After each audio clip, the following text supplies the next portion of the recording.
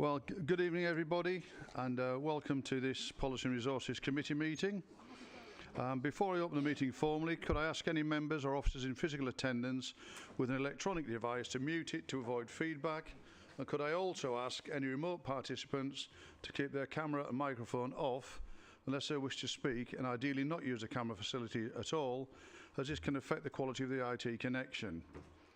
This meeting will be recorded, and data collected during the recording of the meeting will be retained in accordance with the Council's data retention policy, and a recording of the meeting may be added to the Council's website.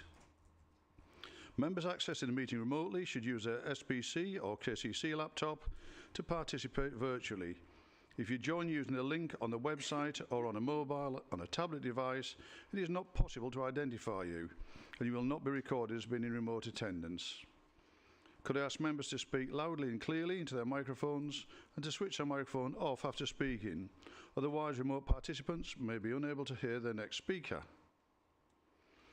Welcome to everyone, particularly to any visiting members attending remotely and members of the public to this Policy and Resources Committee. The following staff are in attendance in the meeting room or remotely. Chief Executive Larissa Reid, Head of Place Joanne Johnson, Head of Housing Communities Charlotte Hudson, Head of Finance and Procurement Claire Stanbury, Community Services Manager Steph Curtis, Communications and Policy Manager Phil Sutcliffe, Licensing Team Leader Chris Hills, Planning Manager Natalie Hurl, Project Manager Stuart Watson, and Democratic Services Kelly McKenzie. There's no fixed fire drill planned, and if the alarm sounds, those in attendance should leave via the exits indicated and assemble outside where directed. In the event of an evacuation, do not use a lift, and could I ask that if anyone in attendance requires assistance, that they make themselves known to me now. Thank you.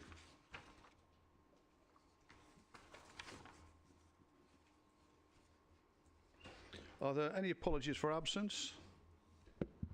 Thank you, Chair. Apologies from Councillor Derek Carnell, and his substitute is Councillor Elliot Jays and Councillor Rich Lehman. Thank you. Thank you. Members, is it your wish that I approve the minutes of the meeting held on the 15th of July 2024 as a true record? Yeah, you want it. Thank you. And can I ask if there are any declarations of interest? Thank you. And now move on to agenda item 5, and I'll ask our officer to introduce the item for us, please. Thank you, Emma. Thank you, Chair. Good evening, members. This report sets out the annual delivery plan and the associated performance targets developed to show the delivery of actions through this first year. The annual delivery plan has been pulled from a 3-year service plans that have been developed to show how services will deliver over the life of the corporate plan, 2023 to 27.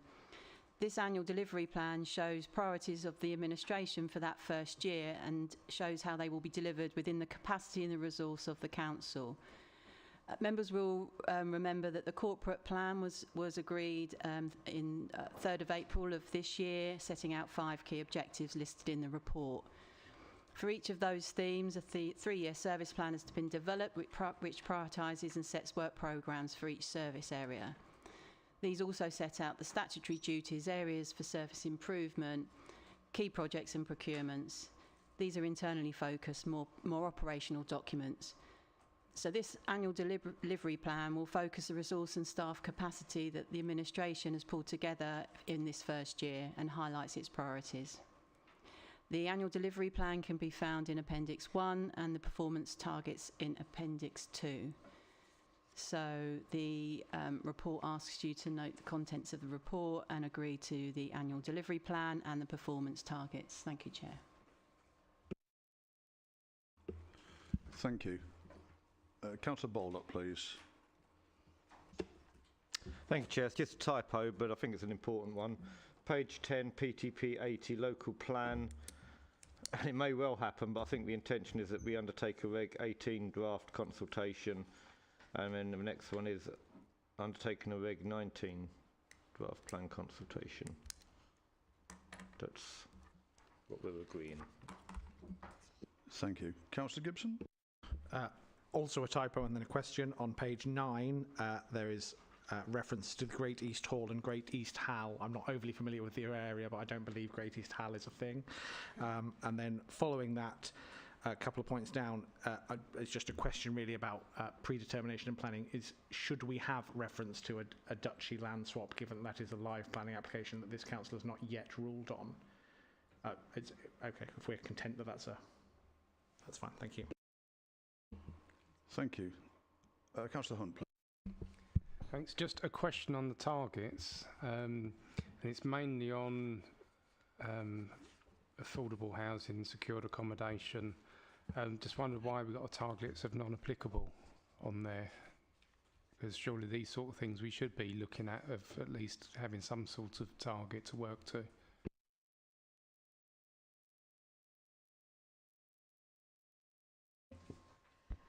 Yeah, I think in terms of a target, they're quite long-term actions, so it was more of that we were going to monitor them, but because of the life of the annual delivery plan, the affordable housing that we are going to secure in that period has actually already been granted permission, so it is actually, there's not a lot we could affect on it, so it felt like there wasn't a target, but it was more of a monitoring indicator at this stage, if that makes sense. Thank you. Members, anybody else? Okay. Could I have a proposer, please? What was that? Yes, we had a response. Yeah. Oh, yes. Apologies. Sorry, I sort of nodded and said we'd look into that, but I didn't put my mic on. Apologies. Okay, thank you. Could I have a proposer, please? Councillor Harrison, seconded. Councillor Baldock. Those in favour? That's unanimous. Thank you, members. Thank you. Right, we now move on to agenda item 6, which is a scrap metal dealers licence policy 24 to 27. Good evening, everyone. A review of the current scrap metal dealers licence policy has been undertaken, and this policy ensures that the council meets its duties under the Scrap Metal Dealers Act 2013 and is considered best practice to have one in place. A public consultation was run earlier in the year, but only minimal responses were received and didn't require any amendments to the policy. The refreshed policy was agreed by the Licensing Committee at their meeting in June this year and has been recommended to this committee for approval and to be published. Thank you. Thank you. Councillor Gibson? 2 quick questions. Just on the consultation, given it was a reasonably limited response, could you maybe give us some detail about how it was shared out? So certainly I don't remember seeing it either as a ward member or as a parish councillor. Entirely possible I missed it, and that's on me, but just some detail on that would be great. And then second question, I suspect the answer is it's national guidance, but are we allowed to tell a certain group of businesses that they can't use cash? Because that seems incredibly exclusionary to both their customers and a variety of them, that it doesn't really feel like a licensing issue. But if it's a thing that we have to do, then that's fine, but it just doesn't sit hugely comfortably. Thank you. Certainly in terms of consultation, I know we haven't included within this particular report the types of consultees that we went to, but there's sort of a standard list of consultees that the team will go to. Depending on the type of policy, it might not have gone necessarily to sort of ward level. Chris is online, and I was actually going to bring her in to help answer the question around the cash anyway, but Chris, I don't know if there's anything else we wanted to specifically say about who we consulted, and if you could answer the question about cash for me. Surely, Steph. As far as I know, we did consult with ward councillors and parish councillors, and it may very well be that it's just been missed. In terms of the cash element, that is the very element that underpins the whole of the Scrap Metal Dealers Act. It was because of the amount of theft that was taking place, and of course all the money just changing hands, and this was to actually create an audit trail so that people could find where the metal had originally come from. So in actual fact, it is law rather than anything else. I hope that answers the question. Thank you. Councillor Bowen. I think it's just dealing on that side. Just for clarification, how does that... If you're operating cash, then surely they should be able to give a receipt, and that receipt should have the information recorded on it the same way as they would electronic transfer or a cheque. So why is it still any different? Just out of interest, I don't understand that. Thank you. I can't really actually answer that, other than the government, when it made this act back in 2013, decided that cash wasn't king, and that it was the devil incarnate, and that it all had to be by electronic transfer. So that is all I can say to you, really. Thank you. Councillor Palmer, please. To add some clarity to cash payments, or to why they don't accept cash payments and the law says they can't, it's to do with traceability. You can trace where your cheque has come from, you can trace where a BACS payment has come from or an internet payment, whereas I could give a handwritten receipt to Fred Bloggs, not traceable. And if it is, could be a non-existent person. And in the honesty, Gov, I took this address down and I gave him a receipt for the cash for the goods, but the person doesn't exist and is untraceable. So I would say that the government, in their wise wisdom, looked at traceability. Thank you. Thank you. Right, members, I don't see anybody else. Councillor Baldock. Fantastic, thank you. Could I have a seconder, please? Councillor Palmer, thank you. Those in favour? Again, that's unanimous, members. Thank you. We'll now move on to agenda item 7, which is amendments to the Swelborough Council pavement licence policy. Sorry, me again. So following emergency measures that were brought in during the COVID pandemic, the Levelling Up and Regeneration Act 23 has formalised duties placed on borough councils in relation to pavement licences. Therefore, our existing pavement licence policy has been amended to reflect these different duties. The revised policy was approved by Licensing Committee at their meeting in June this year, and again has been recommended for approval and adoption by this committee. Thank you. Thank you. Members, any questions, observations? Councillor Gibson. Thank you. Again, I'm assuming this is, well, it clearly is the statutory guidance because it makes that clear in the report, but it's a question really around our resilience on the 2-week time frame, which seems incredibly short, given that that is a kind of a standard length of a summer holiday or the Christmas holiday. If somebody was to stick in a licensing application for a pavement licence on the 20th of December, they would be the consultation were to close on that date, they would be de facto granted it due to the fact that all of our staff would be quite rightly on holiday for 2 weeks over Christmas. So what's our kind of resilience around that? I mean, we do have differing pieces of legislation that can require some very quick turnaround, so the team is quite attuned to the timeliness of some of them. I mean, obviously the Christmas period would be a particular concern, but if needed, it would be something that would be dealt with sort of within the resources that we have, because you're quite alive to some of the, we might have, there's some sort of pieces of legislation where we might have it come in on the Friday and the decision's sort of almost needed by the Monday. So there's the processes in place within the team to make sure that we can deal with them. Could I possibly come in here, Steph? Just to clarify, it's a 14-day consultation period, but we then have 14 days in which to make our decision. So in actual fact, if an application was submitted through a holiday period, we would all be back at work and able to make the determination 14 days after the end of consultation. Thank you. I don't see anybody else. Councillor Harrison. Thank you, Chair. It was on the crime and disorder, and as Steph's here, I'm expecting a good answer. So I've put in for my licence. I'm doing everything I possibly can, and yet I get these little, what's a nice polite word to say, little uns. Well, that was my first thought, but I can't say that. We're being taped.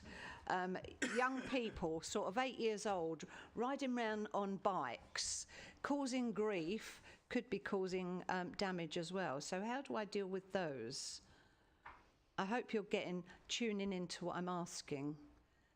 Chair certainly is. In terms of sort of the implications on sort of the tables and chairs around. Yeah, and what do I do as the licensee? Yeah, licensee. I mean, generally, we do get some quite weird and wonderful complaints come through to the licensing team related to all manner of things. So generally, we'd have a conversation with the pavement licensee around what issues are being encountered.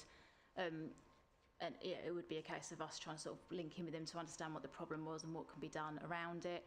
Generally, and again, Chris can correct me if I'm wrong, but most of the pavement licences have got the condition that they do need to be put away when they're not in use. So hopefully any issues related to ASB wouldn't occur because of them sort of overnight or anything like that. And obviously if there were issues during the day, then we would look to link in with sort of key partners such as the police to try and address the behaviour.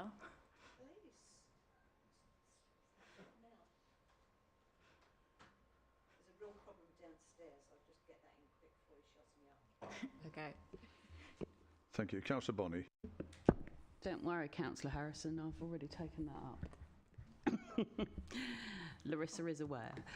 And I'm having a chat with our local police officer for Sittingbourne. On this, it says what's allowed in terms of furniture and parasols. Have we got the ability to make sure they're good quality? I suppose what we don't want is a load of cheap and tatty and nasty looking pavement traders. We've got shops, yeah, well, deck chairs are nice if they're, not old and mouldy and frayed around the edges.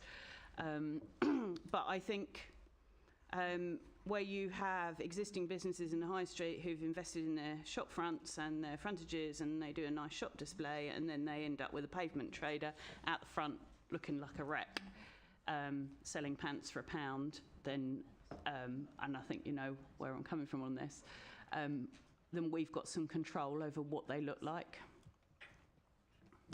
I might bring Chris in on this one. To my knowledge, I'm not sure that we do have conditions related to the quality of the pavement furniture. But Chris, are you able to clarify? Yeah, surely, Steph. In actual fact, we ask for photos of the furniture that's going to be used. So obviously, if we did think it was cheap and tatty, we'd probably have a little bit of a word in their ear before they actually put their application in. Thank you. Thank you. Councillor Worcester, please. Thank you. I would just like to ask a question around the cost of the licence and enforcement. Did the committee have any thoughts on making sure that, for instance, the team had capacity to enforce issues that will come up from this new policy, and any revenue or any sort of fines that come in from the policy? Is there any thoughts on, for instance, is it possible to ring fence it? Is it possible to say, actually, we want to make sure that enforcement gets the appropriate amount of money to be able to adequately enforce against the policy if it's needed? Because on some of the policies that Swale operate, one of the major bugbears for members of the public and residents are that the enforcement side lacks as much energy as the creation side, and obviously we want to make sure that both of those areas are being adequately resourced, please. In terms of the fee that is set for the pavement licences, one of the new duties that has come in with this particular piece of legislation has given us the ability to charge slightly more for a 2-year licence. One of the things that the team are going to do once this comes into place is to monitor how much it does actually cost us to put a pavement licence in place. There is quite a lot of work that has to be done at the application stage. In terms of enforcement, the fee that they pay is for the application, and then we can't charge additional for the enforcement, so to speak. But it was a concern when this originally sort of came to place that there could be quite a lot of enforcement work that the team has to do. However, we are confident that we have capacity within the team to do that. But yeah, the fee that is charged is literally for the processing of the application rather than the enforcement side. Thank you. Councillor Bonney. Okay, just looking at the wording here, I just want to be clear that in terms of the type of furniture under 2.4, I don't think it says to to our specification, or not even to our specification, but to our satisfaction. Because what I don't want is someone saying, well, I've applied for it and I should have it, and you don't give a specification, or you've got no right of refusal because of the standard of my furniture. I'm happy to delegate that change to officers as an amendment, so someone will back me and second me on that, to delegate that wording so that they have the ability to refuse. Could I come in there, Councillor Bonny? Yeah, of course you can. Thank you. On our application form, it does actually require that they send in the photo, and that we can therefore actually refuse if we don't think it's a sufficient standard. But I do agree with you that if you want the policy actually strengthened, then that would be absolutely splendid. Yeah, I would. Thank you.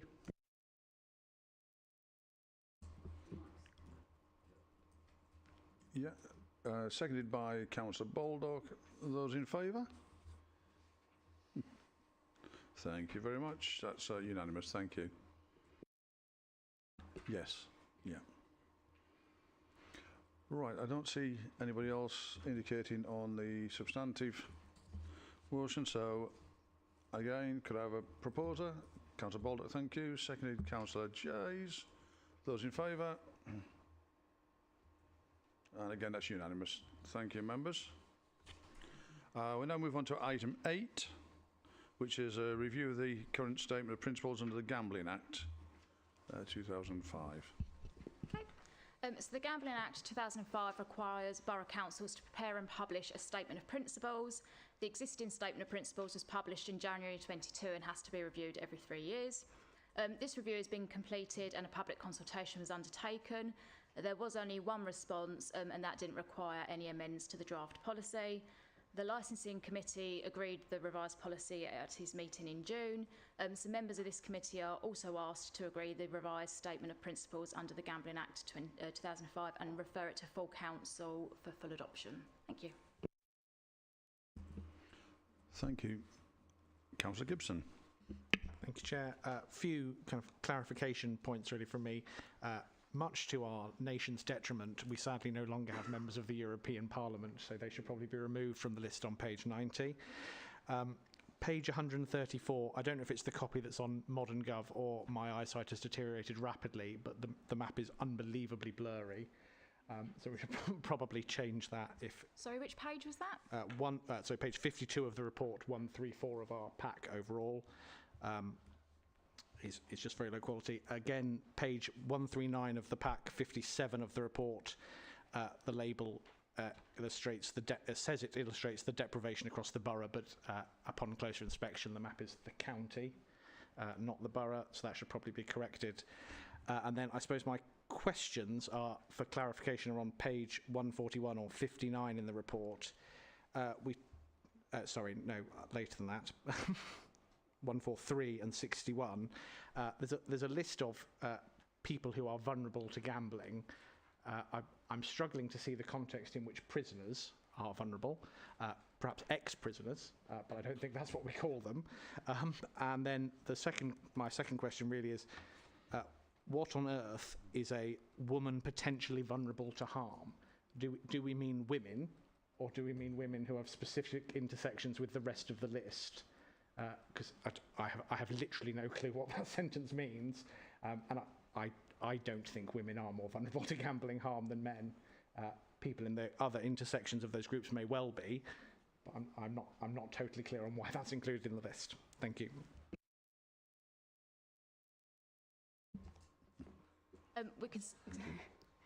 We can certainly take a look at that list, and yeah, the sort of the exact wording of those that we've used. I mean, I'm assuming that this is sort of a list that was in it sort of from previous versions, so we can certainly take another look at that one. And the other comments that you made in terms of the EU Parliament, sort of, and we can check the quality of the map on sort of the versions. That's fine. We can double check those. Councillor Worcester, please. Sorry, just to pick up on Councillor Gibson's point, before that is removed from the list, I would like to know exactly why that is being removed from the list. If it was on the list before, I think it's very dangerous to remove areas of vulnerability just because potentially it doesn't read right to us. There was a reason that was on the list, and I'm quite happy to have it removed if there's no reason for it to be on there, but I would like that to be more than just potentially a steer from us. If it was on there, I'd like to know if there's a reason for it to be removed. Thank you. So I should have clarified when, what I said earlier, that yeah, we'd review sort of what the wording was, whether we think it was appropriate. So thinking about sort of that letter N, women potentially vulnerable to harm, I do wonder that it meant domestic abuse victims. So I think that might be a more appropriate term. And again, the prisoners, it probably is ex-prisoners or sort of ex-offenders that might be what we want as well. We'll just we'll review the wording and see if any of them should be improved rather than removed. Thank you. Councillor Baldock, please. And maybe whilst you're at it, we can look at other groups / people, because that seems a bit vague as well.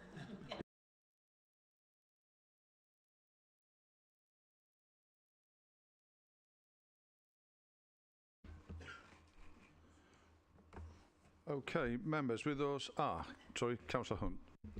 I was just going to say, if there is changes, obviously this has to go to full council anyway, so maybe when it goes to full council, any changes that have been made could just be pointed out at that time, just so we can all double check it. Yeah, thank you. So, members, those are happy with that, could I have a proposer, please? Councillor Baldock, thank you. Seconded by Councillor Bowen. Those in favour? That's unanimous again, members. Thank you very much. And just before we do, just a big thank you again to Chris Hills, who's online, for the efforts.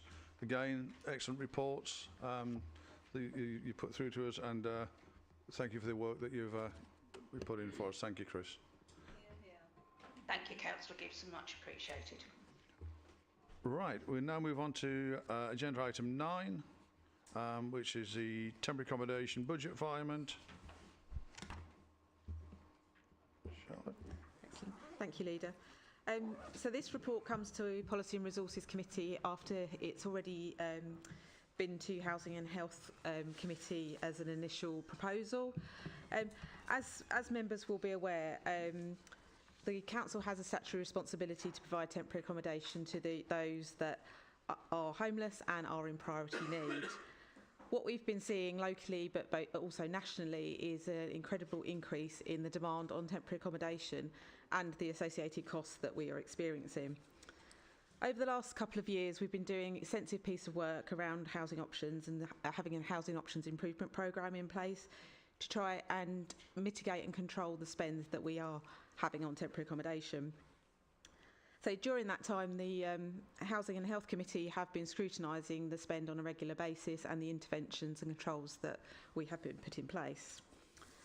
The proposal today comes to Policy and Resources as I would like to invest some of the current temporary accommodation budget into staffing resources in order to tackle the flow of the work that we're doing and to work more effectively with the clients that we have in temporary accommodation. And the sort of the processes that we have gone through and some of the recommendations are set out in the report. This has been coupled with a accommodation strategy which has seen the council invest in our own temporary accommodations in order to sort of control their costs, and acquiring some decommissioned supported housing that was previously used by KCC again to sort of control the costs of accommodation that's gone forward. I've set out in the report some of the results that we have achieved through a range of initiatives over sort of the last 18 months that we have implemented, which actually has had an impact on the overall spend on temporary accommodation. Last year we managed to reduce the overall spend by around about 400,000, and that enabled us to sort of control those costs, but we have sort of hit a limit of what we can achieve now, and therefore we do sort of need to invest in those resources. Environments over 100,000 are the responsibility of the Policy and Resources Committee, so that is why I am here today to ask for approval of the virement of 421,000 from the temporary accommodation budget to the housing salary budget. I would like to point out, and I'm sure Claire Stanbury, as the Deputy Section 151 officer, may also want to mention that there are risks to this proposal. We are expecting an increasing demand for services as we are seeing a national increase and a significant pressure that has been reported by particularly district councils all over the county. There is an issue that we could still go over budget with this virement. However, from my perspective, I feel that this is the best option to try and control those costs.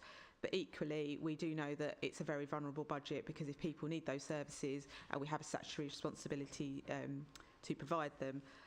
For example, the recent very sad fire in Salters Lane in Faversham has seen us pick up a number of people that are homeless, and we've had to accommodate them, as quite rightly we should have done. But that wasn't an expected normal flow of work that comes through that we normally see. So it is a very volatile budget, and as I've mentioned, there are some risks to this proposal going forward.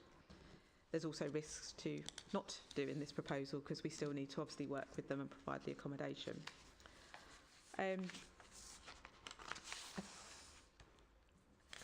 think that's probably all I was planning to say. As I mentioned, it has been to the Housing and Health Committee, who have endorsed this proposal, and I'm more than happy to take any questions going forward. Thank you. Councillor Baldock, please. Thank you, Chairman.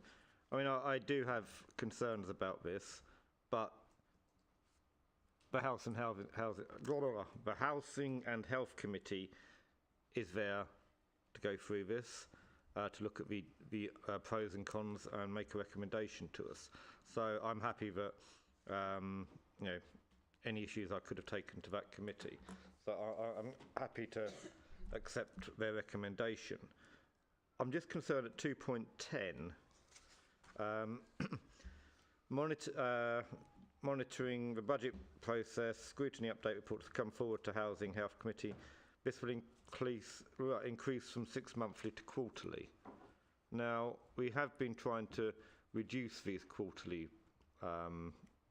reports, because, well, basically it's going to be one at every meeting. Sometimes meetings are cancelled because there's no other business. I'm just wondering what the benefit of that actually is. You can, you know, over a year, spend can go up and down.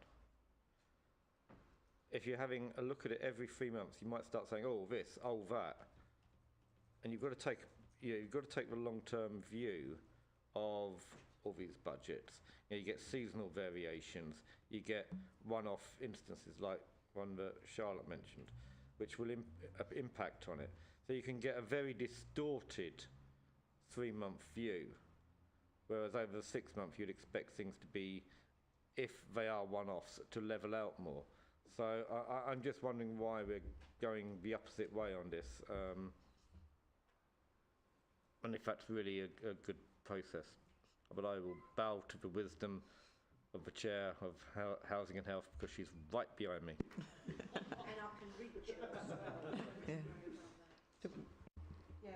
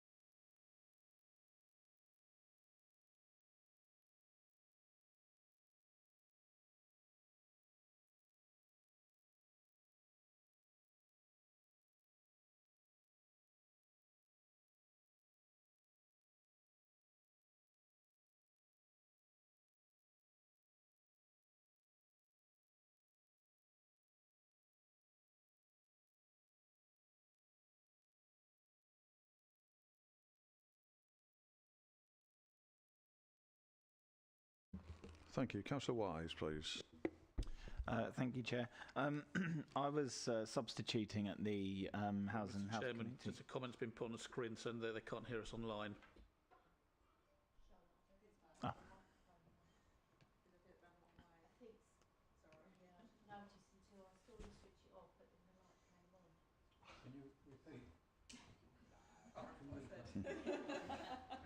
Thank you, Councillor Boyne.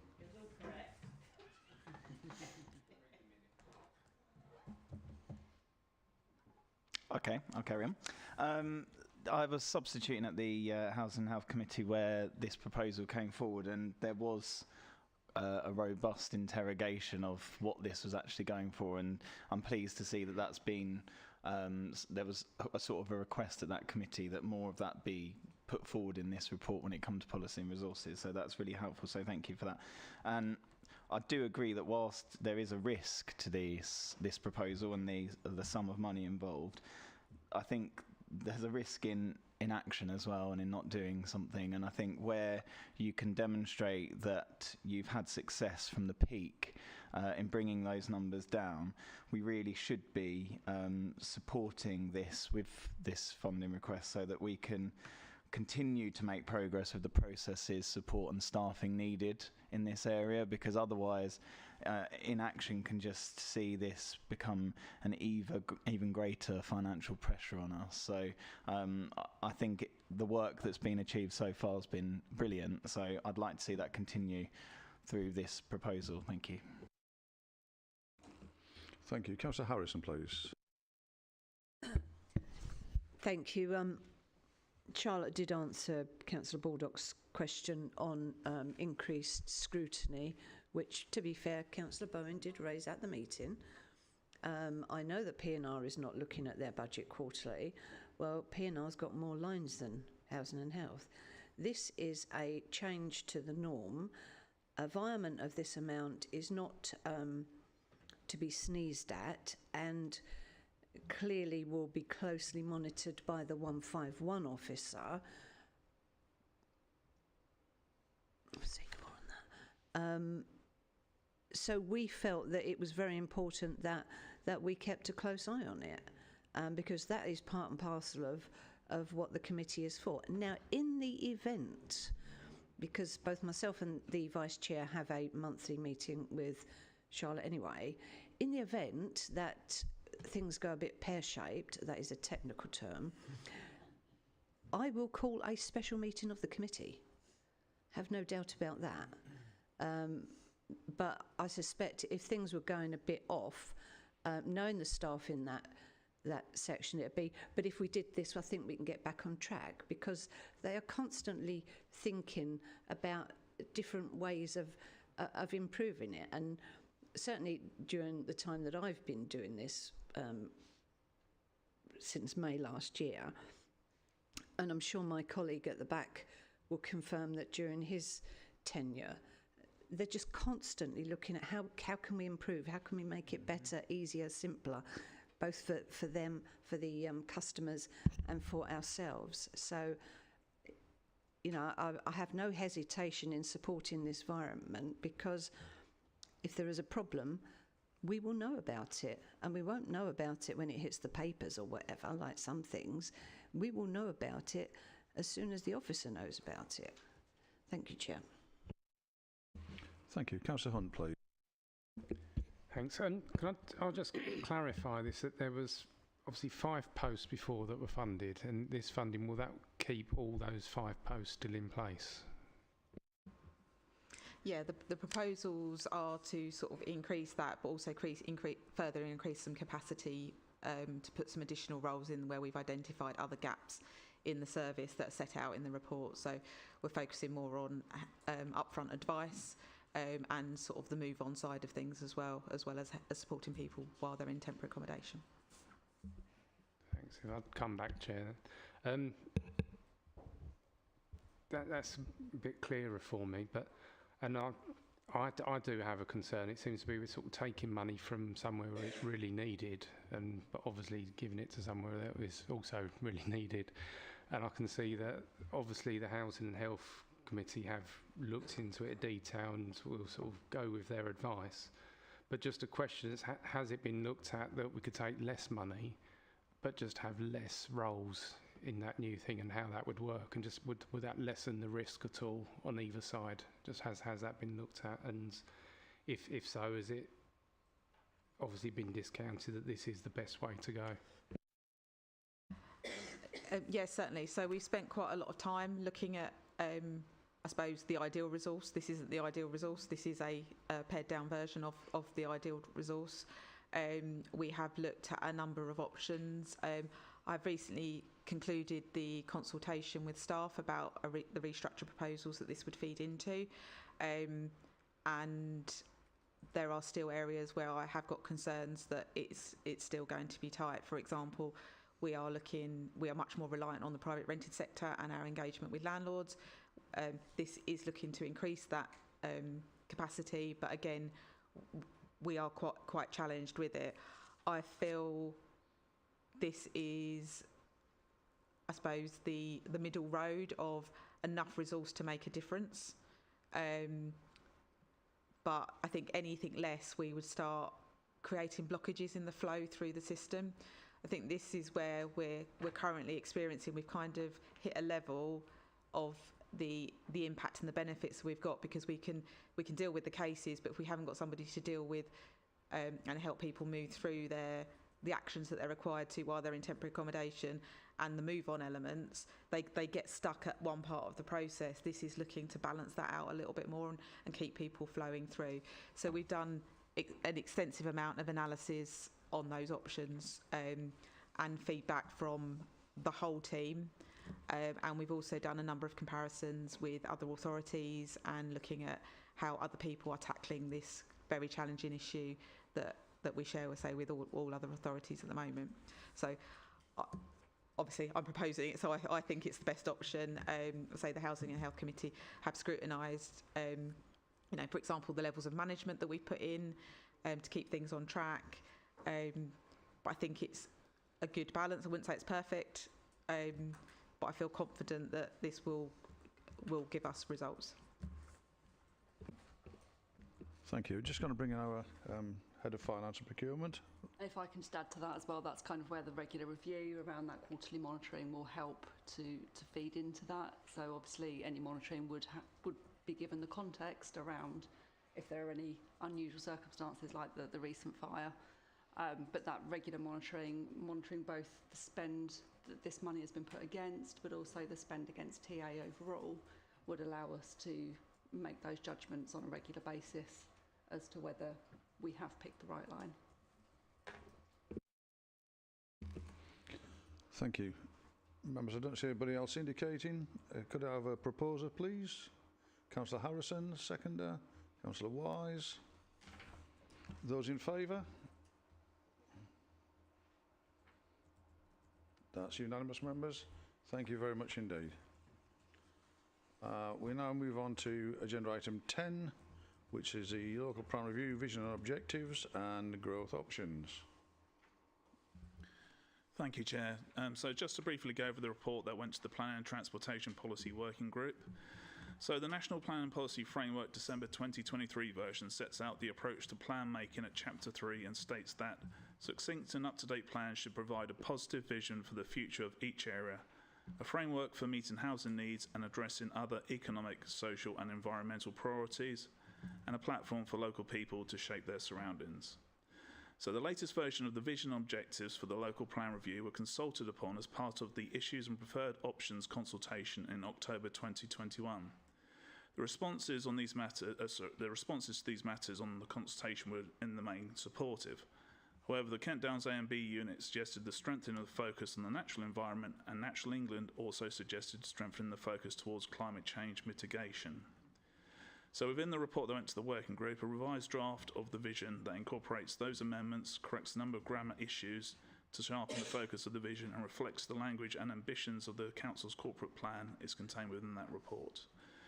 In terms of the draft objectives, in the Regulation 18 consultation document from 2021, again, the objectives mainly received support in the responses, but there was a question from KCC over requiring some clarity on the Council's definition of sustainable lifestyles.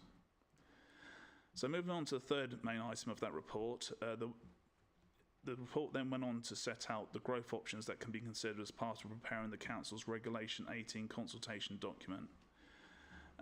Within that report, there are two tables. The first sets out the options that were presented for draft in the Regulation 19 consultation in 2021.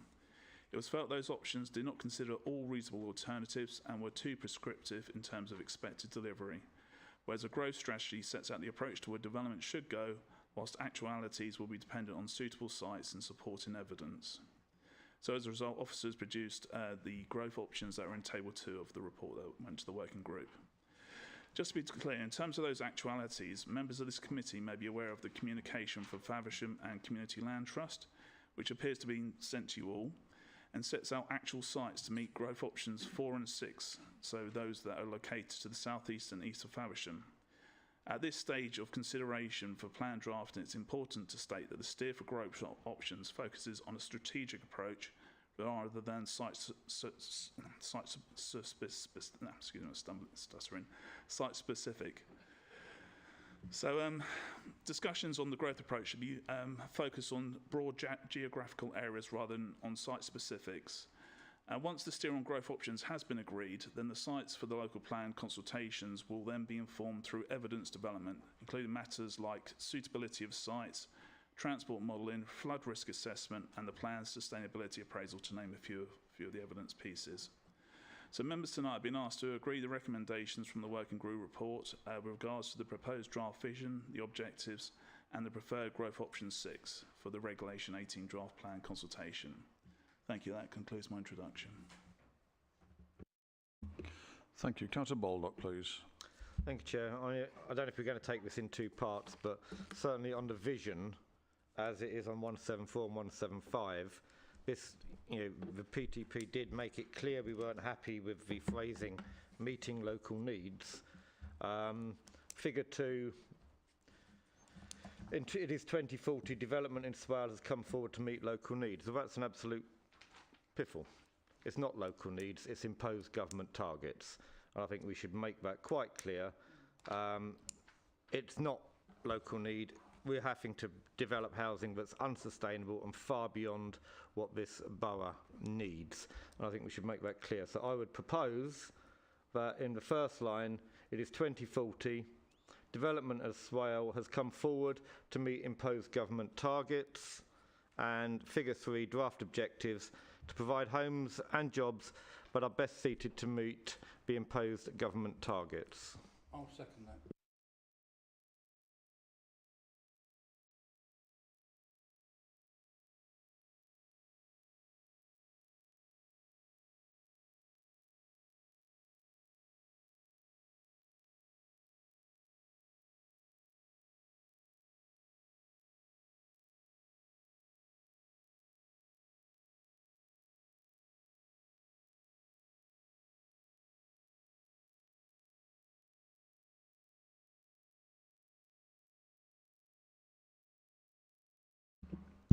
Thank you. I agree wholeheartedly. Local need is not an appropriate phrase for use. It'll come as no surprise to those of you that have been at the working group to know that I have a number of views. So I would say I'll keep it brief, but I won't lie to you. I would like us to include the Faversham Community Land Trust document in the minutes, if at all possible, this evening. I agree they mention sites which are not specifically relevant to this context. But they do a very important job in disabusing members of the view that the western half of the borough has taken a disproportionate amount and that this is a rebalancing of the system. It makes abundantly clear that the numbers do not show that. There is an imbalance, but this is a rebalance 45% too far, and so I think it's important that those numbers are included to make that abundantly clear. In defence of mentioning sites specifically, Faversham is boundaried to the north by a marsh, the south by the M2, and the west by ore and unsustainable drainage. So it is relatively difficult to discuss this number without talking fairly specifically about the east and southeast. So it's not that surprising that those things come out from that. In terms of the draft vision, I agree with Councillor Baldock. It's lovely piffle, but piffle it is. Sympathetic and symbiotic. is a nonsense sentence. They mean different things. Something can be kind or it can be growing together, but it's unlikely to be the two things simultaneously. And certainly, if those two things were what we were aiming for, option 6 is not either of those things. I would also add that the very grammatically sensible move to remove specific reference to the A2 and say everywhere will have improved air commitment is a pretty clear tacit implication that this option is a devastating failure on our air quality commitments to the A2. It would have catastrophic consequences to Ospringe, catastrophic consequences to the Faversham residents who live along the A2, and as we've discussed in earlier reports, with 70% of Faversham's commuters going to Canterbury, catastrophic effects for Dunkirk and Bourton down that bit of the A2 as well. It's quite right to mention the A2 because this is the road that will be affected, and it is the thousands of people who live on there whose lives will be cut short because of this proposal. As I say, the draft vision and its lovely piffle is fundamentally at odds with this vision. Faversham cannot be a thriving small historic market town if it grows by 80% in 20 years. Sittingbourne cannot regenerate its high street and do all the good work it wants on connectivity if it takes no development and gets no Section 106 money. Sheppey also cannot meet its goals if it takes no development and gets no Section 106 money. This is not just a plan failing Faversham, though I have no doubt it is. It is a plan failing our whole borough, letting down everybody in its lack of ambition across the board. I want to challenge specifically the farcical argument that if we put all our eggs in the one basket of improving Brenley Corner, that the government will magically shake the money tree and fix Brenley Corner, as the millions of freezing pensioners, the 2 million starving children, and everybody else unhappy with the new government will suggest there isn't a magic money tree at the moment, and they're not likely to shake it. To give a specific example from my previous life as a councillor in Stockport, a bypass was proposed in 1922. Do we think that bypass has been built yet? No, it has not. The housing size in Stockport has increased fourfold. The bypass does not exist. That road has never been built. It is magical fantasy to suggest that building thousands of new houses will magically create a new Brenley Corner roundabout and that the government will pay for it. It is simply not going to happen. I would be remiss if I didn't remind members, of course, of the excellent point made by my colleague behind me, that Brenley Corner is not Faversham's only problem junction. The last remaining junction in the original style is the other Faversham motorway junction that is also wildly over capacity and very dangerous and frequently a cause of accidents and incredibly difficult for the emergency services to stop when those accidents occur, as they frequently do. And fixing that is not even mentioned as a possibility as part of these proposals. Finally, this proposal puts us in direct competition and at odds with a view this council has already expressed. It is very clear from our maps we are looking at later and from my earlier assertions about the east and the southeast that this development will have to move towards Graveney and the marshes there, towards a large solar farm and a proposed battery storage that this council already believes to be dangerous. So I look forward to our planning officers defending in court the case that this is dangerous for the current residents of Faversham, but it is perfectly safe for thousands of new residents to live miles closer to it than the Faversham residents already do. That seems slightly challenging for them, so they have my best wishes in that endeavour. It will come as no surprise to anybody who's heard me before and heard me since that I will not be voting for this proposal. The Community Land Trust, Faversham's Future, Faversham Society and Faversham Town Council are all in discussions about how we will oppose this local plan. It does not have the support of Faversham residents, and I do not believe it deserves the support of residents of the rest of the borough either. It is failing all of us, and so I cannot in good conscience propose we go to Reg 18 on this basis. Thank you, Chair. Thank you. Councillor Palmer, please. I was just going to ask a question about attaching things to the minutes. The only trouble is if you start making a precedence on something, you could finish up the minutes the size of War and Peace, because every organisation would then start to say, can we have this attached to the minutes? So I think we've got to be very careful there. I can see Councillor Gibson's point, but Sheppey and Sittingbourne areas have taken 85% in previous years, and this is a rebalancing exercise in some respects, but I do agree we are building houses not for a local need, We are being forced by the government and the previous government, but we are being forced to increase numbers, to take extra housing, often to support the London boroughs where they're not building sufficient housing themselves. So I think wherever we put housing, whatever we do, it's not going to work, it's not going to be suitable. However, I think the Policy and Transportation Working Group have looked at this, they've come up with a recommendation, and I think it should move on to the Reg 18 stage and the consultation. So I will be supporting it, but I don't think we're going to get a local plan through with the required numbers of this government anyway. Thank you. Thank you. Councillor Speed, please. Thank you, Chairman.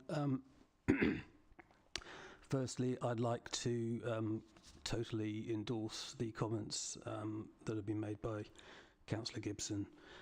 If you look at the draft vision, by 2040, Faversham is a thriving market town and nationally known heritage destination that has successfully balanced 21st century demands with respect for the past. This has been achieved by sympathetic and symbiotic growth.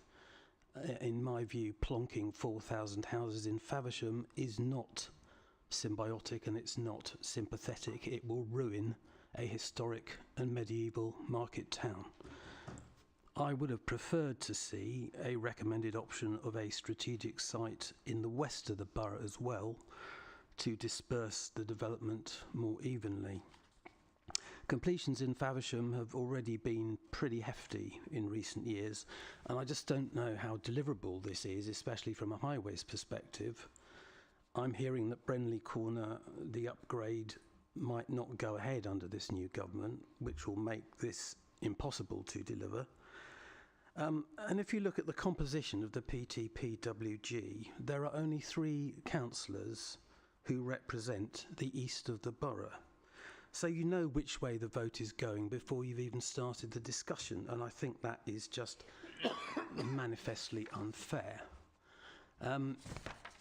Looking at recommendation 2, it says that members of P&R are recommended to full council that growth option 6 is progressed to regulation 18 consultation stage.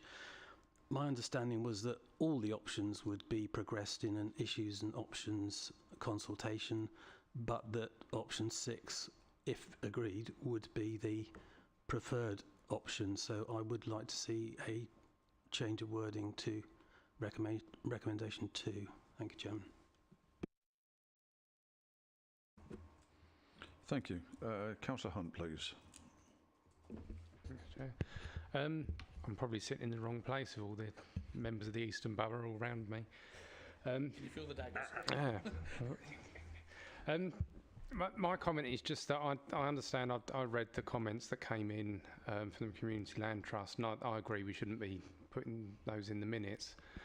Those comments and other residents that I've heard sort of make comment about this, those comments are just too early. That is the point that we've got. I think we just need to be clear that what we're doing tonight is saying that we are going out for consultation. We're not saying this is going to be happening, and it's not something that's going to full council to actually be rubber stamped and this is what we're going to do. This is for consultation, and it's at that time that those comments should be being made and coming in. And I think it's right that we should be going out. This is the idea that we've got. What does everyone think about it? And then we'll look at it and take stock after that. So I agree with this. Thank you. Councillor Baldock, please. Thank you, Chair. Yeah, I'll join the chorus on people on the Community Land Trust. We can't possibly put it in the minutes when it hasn't been discussed, and we would need an officer's report on it to consider it. I'm a little concerned at Councillor Speed's comments, because he supported option 6 at the PTPWG, and so it makes it awkward when the people who recommend something put it forward and then say it isn't good. We know wherever we put housing in this borough, it is going to be a problem. We know there are huge highway problems at just about every square metre of this borough. I feel that we are constantly being asked to put forward the impossible. You know, whatever we put forward has somehow got to magically work from a highways perspective. Other councillors are quite right. Brenley Corner may or may not come forward. It's a lot less likely to come forward without this development. And yes, in the west of the borough, we have been in that position. It's like, do we want improvements at Grovehurst? Because we know that we need them for our current population, but there's always the danger that you get the road, you get the improvements, and it comes with more housing. So this is what you constantly are up against. You can't get what you need, because if you get what you need, you get more dumped on you. So I don't think there is any sustainable solution for this housing imposition. But if there is no Brenley Corner, if there is no improvement, this will fail. They won't be able to build, even if a local plan goes through, and that will require government inspector to approve it. If there ain't no Brenley Corner, there won't be no housing. And I honestly feel, if you know, as I said, I don't think there is a possible way of doing this, but I honestly feel if we can't make a decision, if we can't get a Reg 19 through full council, and the government has to come in and make the decisions for us, they're going to be in a far worse position recommending development across this borough when they actually have the power to put the highway improvements that are needed. So they would actually have to come up with the goods rather than leave us in this perpetual chasing circle of trying to find a magic arrangement of imposed housing that doesn't come up with highways problems. We can't impose solutions. I think whatever we do is going to be a mess. The people who can provide the solutions are the people in government. But I think of the dreadful options available to us, option 6 is the least unpalatable. And I know that many people will disagree with that. There is no palatable solution. Thank you. Councillor Bonney, please. Thank you. Yeah, I think this committee and this council faces some really horrific decisions based on the numbers thrust upon us by central government. You know, it's been clear for the last 20 plus years with the invisible dotted line that ran through the middle of our borough, dividing Sittingbourne and Sheppey from Faversham, and the loading which Sittingbourne and Sheppey got in terms of housing, but without the infrastructure and the deficit that that faces. And we do have a proper east-west split as a consequence, and it's divided us, and it shouldn't divide us. But that's the history of what has happened. And Councillor Baldock's right. We have, whichever way you go, our infrastructure, is at breaking point. Where we've got new infrastructure, it will only go for another 10 or so years. What is the most viable option? Where is it most likely to happen? Well, that junction at Brenley Corner is the one that actually is a kingpin to our neighbouring authorities. And if they don't do anything with that junction, then it affects not only just Swale, but it also affects the neighbouring boroughs.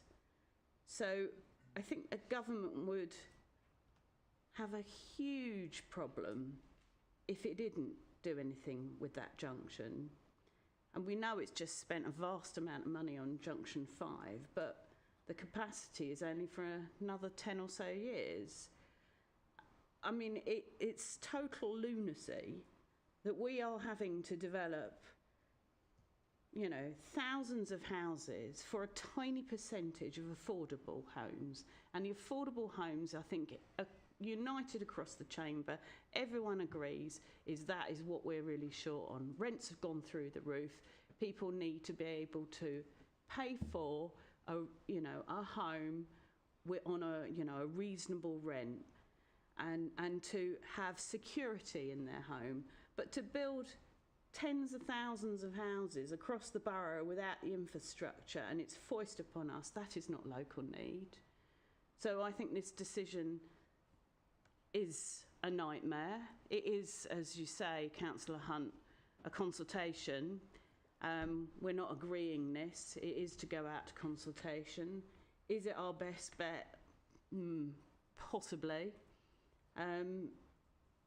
You know, it galls me, quite frankly, to have to pick an option, because I don't think any of them do what we locals would like it to do and what it will achieve. I think it saddles us going forward, and quite frankly, it's an utter disgrace that we're in this position. But I'll be voting with the recommendation. Thank you. Thank you. Councillor Bowen, please. Thank you, Chairman. Least of the worst springs to mind, and I don't think, in all honesty, any member of the Plan and Transportation Working Group, if they had absolutely free remit to think about what they really would like, none of this would be happening without much more thought in terms of, as you say, the infrastructure, where things are going to go, etc., etc. Looking at the draft vision and then connecting that to the proposed option 6. Sittingbourne, in 2040, Sittingbourne has a refocused town centre. Good luck with that. And a vital and viable retail heart. Good luck with that. Supported by leisure and recreation opportunities. How on earth is that going to be achieved if you're going to stick all of the housing at the other end of the borough? We aren't going to then, are highly unlikely to then want to travel to Sittingbourne. So Sittingbourne actually, by virtue of that, is likely to be run down even more so in that period. And I agree with Councillor Speed's comments that it will then turn Faversham not into a, it's not, you will lose the historic past. It's not, it's certainly not sympathetic. It's not symbiotic. It's a destruction by putting all of your eggs in one basket. And I accept Councillor Bonney's point that it's putting this council, well, it's divided the council, and where you've got half on one side, half on the other. And we've got to do this, and this is a consultation, and I agree with Councillor Hunt on that. We're not making any decisions. So on that, I think we do need, whatever it is, to actually push it out.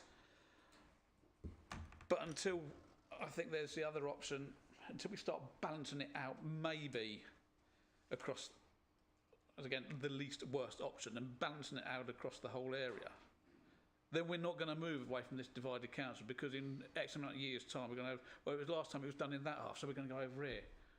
Or this time, no, we've done that, now we're going to go back over there. Where are we going to draw the line and say, actually, where is it best for the borough, not just half of the borough?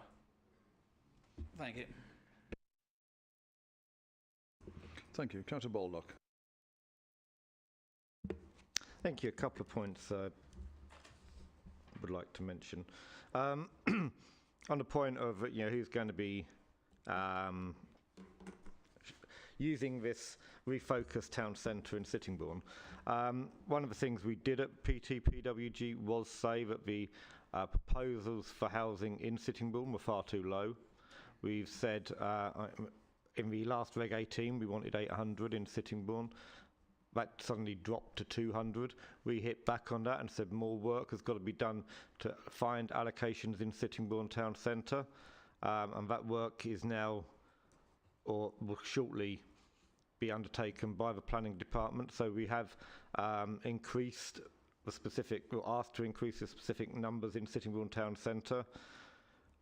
You've also got to add in the unbuilt housing in this area from the previous 2017 local plan. We've got another 600 in Borden. We've got another now a new 300 in Ufton Court. Still around 650, 700 in Kemsley.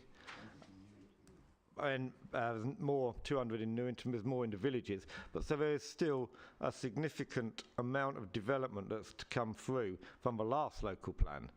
So that's where all these people are theoretically going to use Sittingbourne Town Centre if they don't just continue to drive back to London where they work and have their existing social networks, because that's what happens when you basically house people from outside your area.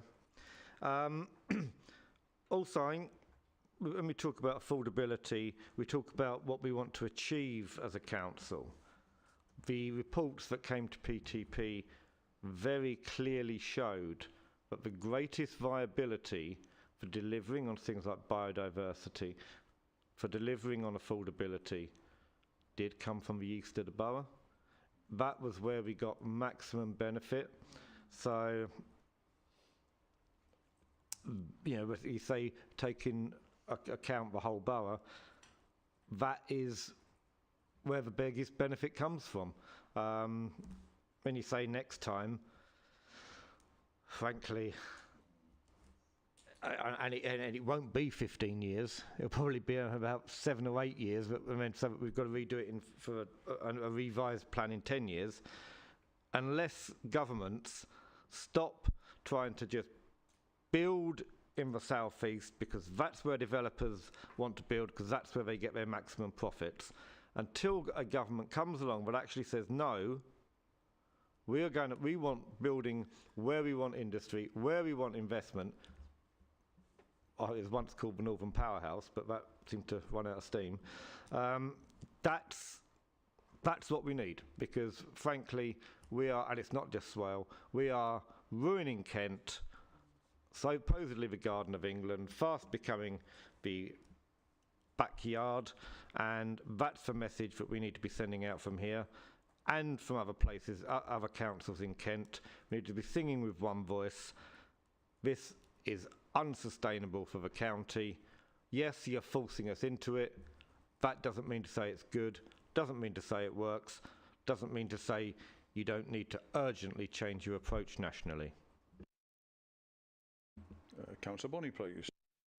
Okay, just to say, I've got a message here from Councillor Gould to say he's been trying to dial in and he sends his apologies. So, because I think he should be here and he's not been able to make it. If that could be noted, thank you. Thank you. Councillor Gibson. I wholeheartedly agree with the end of Councillor Baldock's speech there. Yes, having grown up in the Garden of England when it was a garden, that's not where we're heading, and that's very disappointing.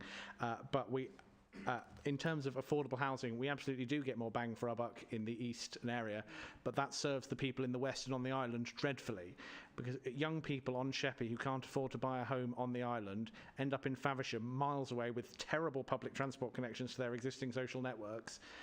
Is no better for Faversham than down from London's. And God knows we make enough of a fuss about them coming down and buying our houses. And if we're going to have affordable housing, it should serve the whole borough across the borough, and this plan doesn't deliver that. It will deliver a good chunk of affordable housing for Faversham, which is greatly needed, but it will not deliver any for Sheppey and for Sittingbourne, who also have great need, and that's very disappointing from my perspective. Thank you. Thank you. Councillor Bonney?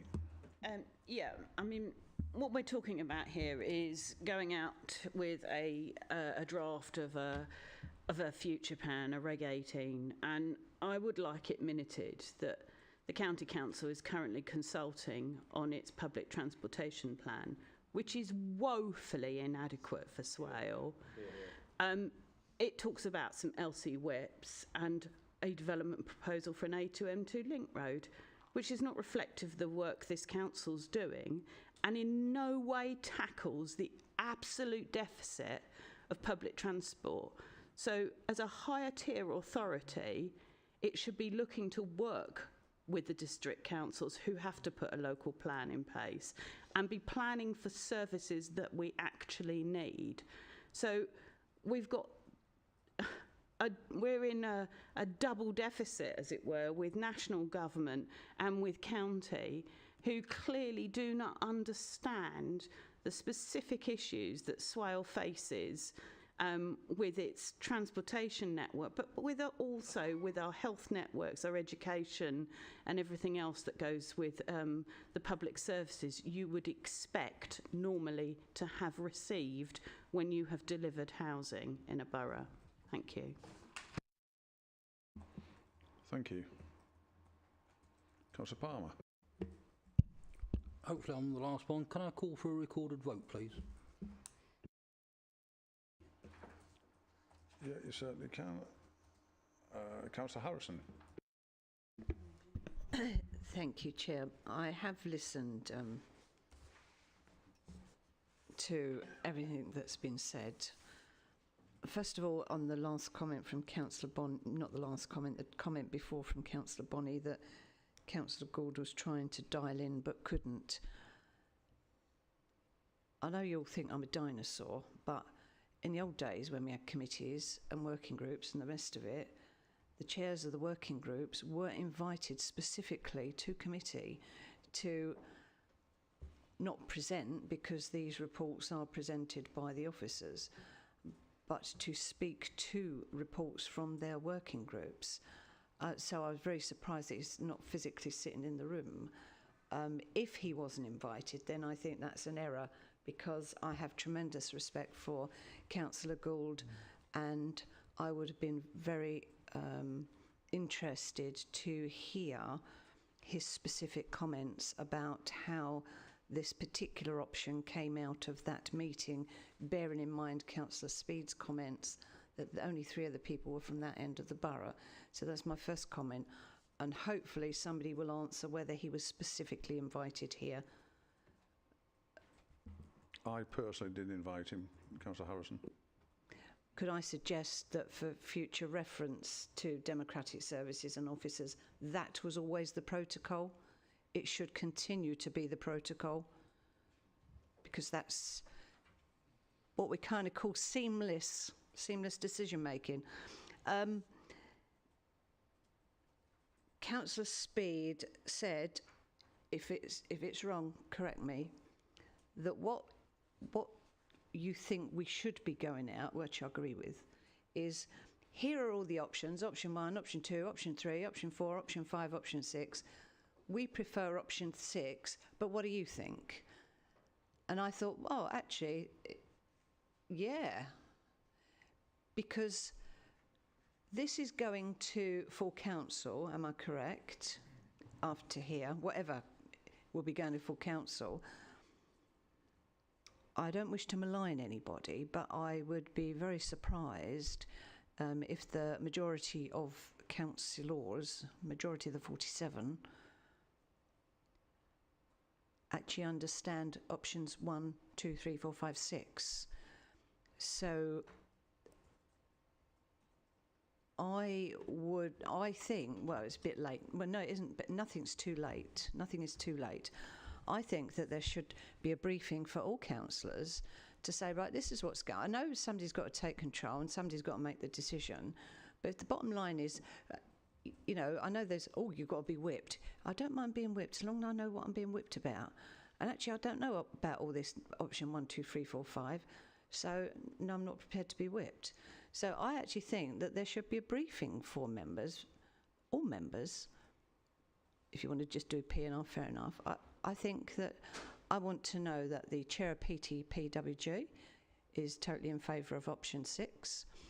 I want to know that all members are aware of what exactly this means.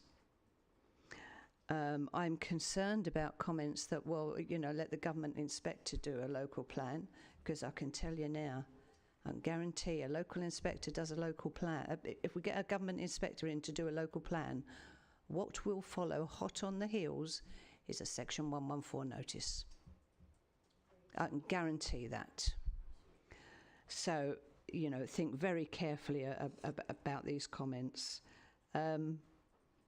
Yeah, so I personally do not think that we are in a position to make a recommendation to council for an option this evening. I would, there is no amendment on the floor, so I would propose an amendment that this be deferred pending a all-member briefing, so that all members are actually aware of what is on the table for them to agree whenever they have to agree what goes out on Reg 18. This is extremely important. I know some people in this room were not here when the old bearing fruits started, but, you know, 23 years' time, whatever we call this one, they'll be talking about that. You've got to be happy that that's what you want, because, you know, 20, 30 years time since bearing fruit started, we're still talking about it. It's still impacting. So everyone should really, everyone of the 47 should be aware of what it means. You know, I do not agree with, oh, no, stick your hand up. Yeah, but don't worry about if you understand it or not. Just put your hand up. I'm not having it. I propose that we defer, and I hope that somebody will second that, Chair.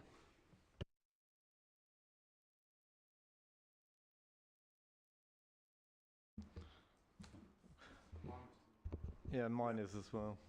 Okay, so I've got a proposal from Councillor Harrison, seconded by Councillor Worcester. I've got Councillor Hunt first, then Councillor Baldock and Councillor Palmer. Thanks. I can understand where Councillor Harrison's coming from, but I don't support it.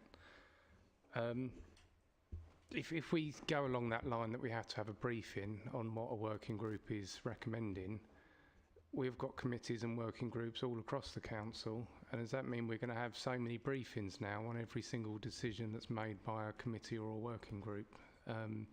I can understand that this one has got a lot of impact across the borough, but so do a lot of others that we have, and that is the reason why we've got a working group. It's going to full council to be discussed as well, and I don't think it needs to have that additional layer, and we need to get this moving forward.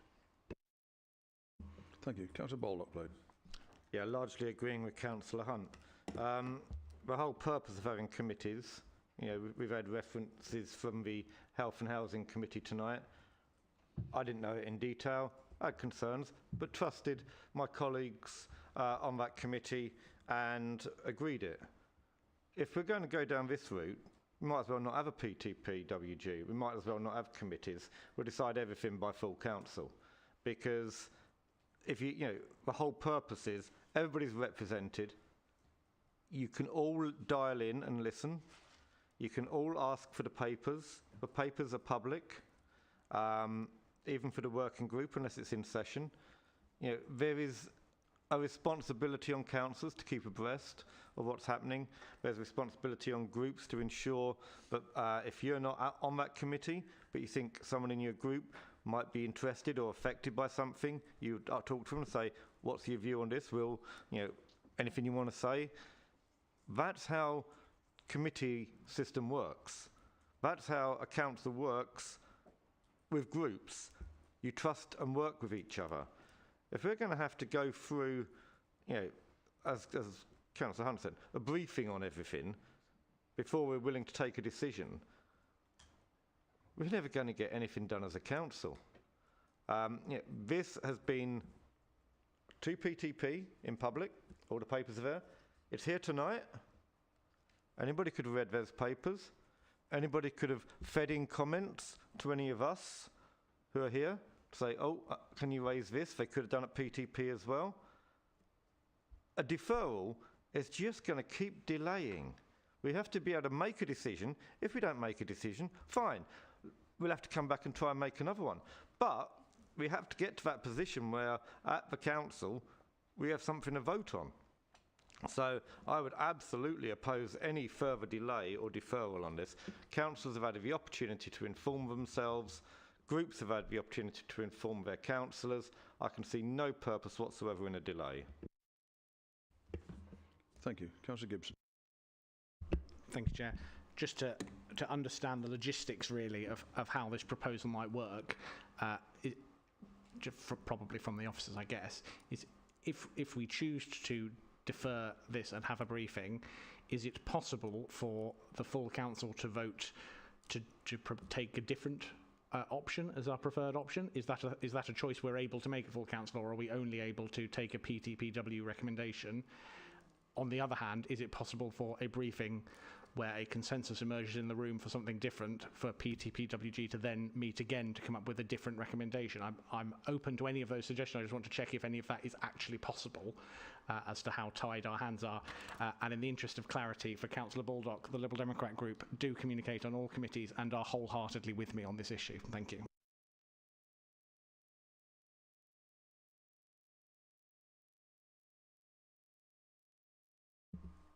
I'm going to keep looking at Kelly in case she chooses to correct me on this, but I think the routing going forward would be subject to what this group chooses to recommend. So at the moment, we're asking you to recommend to full council.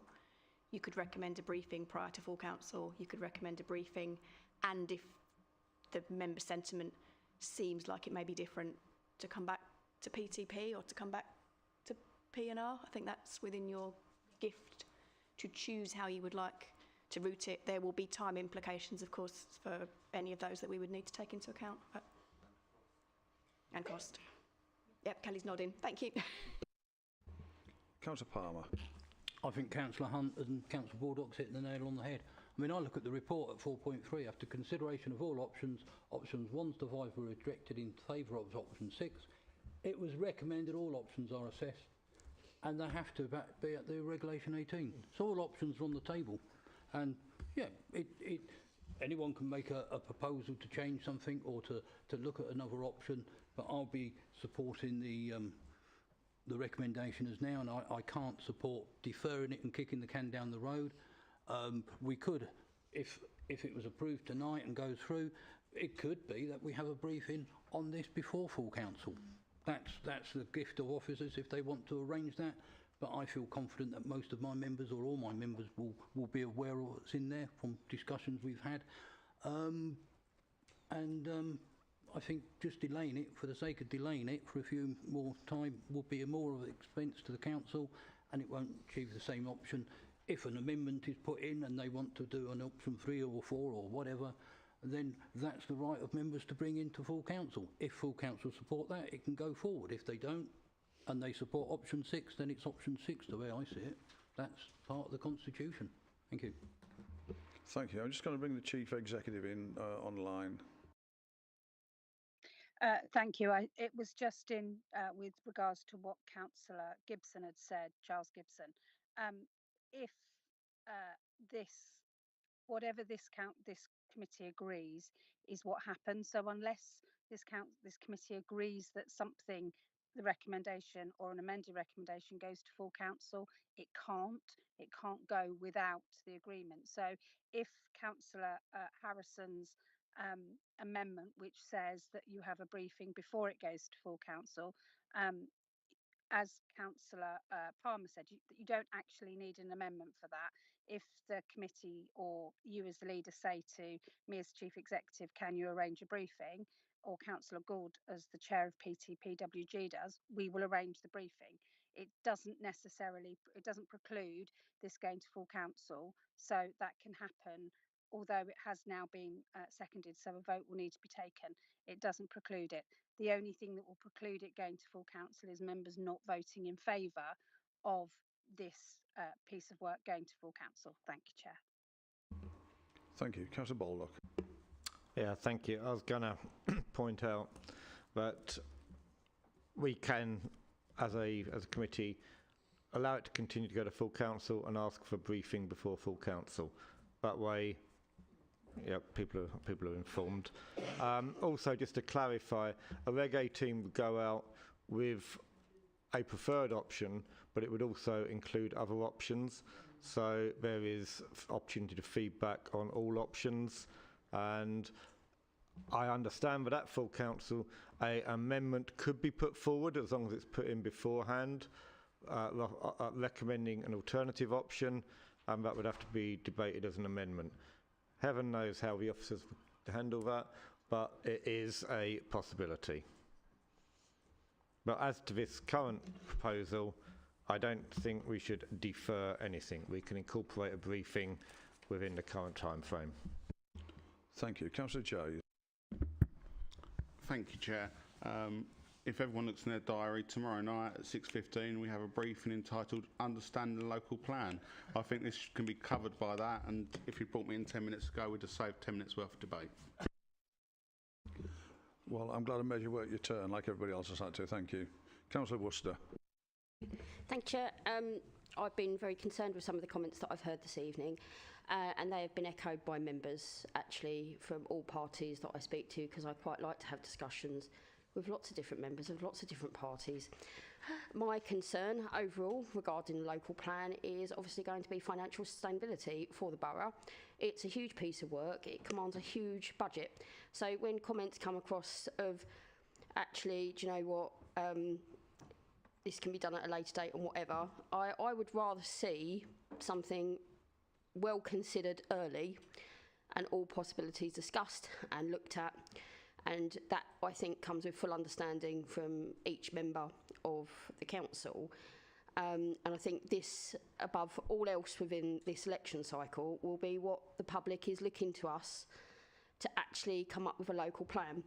And the comments regarding no local plan are even more worrying, because, as far as I was aware, each local authority had to have a local plan. And obviously, every time that consultation is entered into and then re-entered into will cost us money in officer time and all sorts of things. So I'm quite happy to support Councillor Harrison's idea, and because I want to make sure things are done properly the first time. We may not get to a position where everybody is satisfied, but we have to get to a position where everybody's viewpoint has been fully considered, and I think it has to start with actual understanding of what's being asked for them within decisions being made by this council. Thank you. Thank you. Councillor Palmer. Actually, the most expensive option is probably to kick the can down the road even further. Yeah. That's the expensive option, and we've got working groups, we've got committees.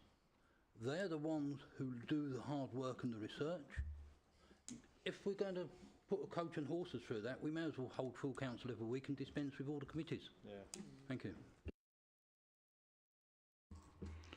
Thank you. So I'm just going to come back to Councillor Harrison. Based upon what we just heard in terms of a briefing before full council, are you prepared to withdraw your proposal, or did you? Mr. Chairman, I'm trying very hard to be discreet. I'm aware we are being recorded. I made the comment from Councillor Speed about only 3 people from that part of the borough being on the TPWG. My concern is that there might have been, shall we say, undue influence brought to bear. Can I be as vague as that? Somebody's nodding. And this is my concern. And I don't want any part of this borough being bounced into having something imposed on them that hasn't been fully, you know. We are a borough, we are 3 parts, and we need to take equal shares, and we need to take equal pain. I know people have been, oh, the government's imposed this. I think it's about 20 or 16 dwellings a year more than the last government said. We have a housing crisis in this borough, which was unanimously supported at the full council. I know a housing crisis, but not in my backyard. We need houses in this borough. We need the right houses, but in the right place. The business of the infrastructure, Mr. Chairman, had this planning committee been doing its job over very many years, they would have held developers to account and got infrastructure out of them. Instead of which they've allowed them to get away with blue murder. Oh, you can't afford it. Oh, don't worry about that, love. You just carry on building your 5-bed execs. You know, wherever, we'll manage. We haven't managed. We have such an infrastructure deficit in this borough, but because of the past decisions of this council, that does not mean we cannot stop further development. What we can do is say, right, from here on in, let's do the job properly at planning, And when we get developments come up, we make sure that there are proper 106s with it. These are the points that I want members to be quite clear on. And as I said, the undue influence one really concerns me. And if we have got a preferred option, let's be fair, you know, a few months ago it was another preferred option, and a few months before that it was another preferred option, and this has been delayed and delayed and delayed, you know, for the past 3 years. Not because of me, I can tell you that much. But I'm concerned that the chair of the working group was not here to actually put forward from his perspective. He wasn't invited. I know you can go online, people, but clearly he couldn't. Maybe if he knew he'd been invited to be here in person, he would have been here in person. And I hope that that particular protocol will be taken, you know, we will look at for the future. So I'm quite happy to have a briefing before the full council, because that's what you asked. But, you know, some of these spurious comments that have come up, the bottom line is we all should be more or less okay with it. We're not all more or less okay with this option here. And therefore, I think it does need further discussion before we say, right, well, here's the options, but here's the one we're really pushing for, because that's wrong. So it really is on the basis of fairness that I put this forward for a deferral. And say, I don't want anyone to be pushed into agreeing something that actually they ain't happy with.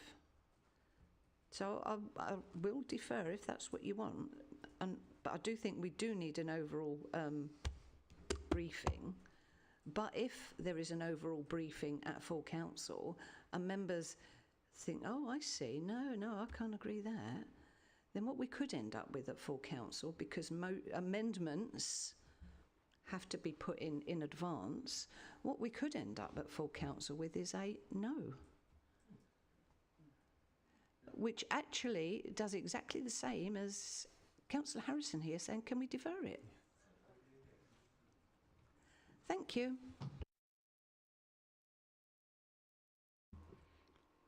So, just for clarity, because I didn't get that. You, If you want me to defer it, I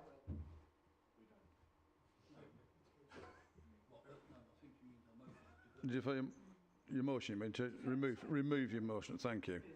Right, thank you. I think we can progress on that basis. Okay, so members, Councillor Baldock. I will move recommendation 1 as amended tonight, and unless you want to take 2 separate votes. Can we just have clarity on what that amendment is as amended? As amended, it is to replace the in figure 2 revised draft vision to incorporate the words development in Wales has come forward to meet imposed government targets, and in figure 3 draft objectives to provide homes and jobs that are best suited to meet imposed government targets. I'm happy to second that, and we've already voted for that. Okay. And Councillor Martin's been patiently. Councillor Martin, yeah. Thank you, Chair. I'll keep it brief, and I'm not going to repeat anything that's already been said, as I am only here visiting.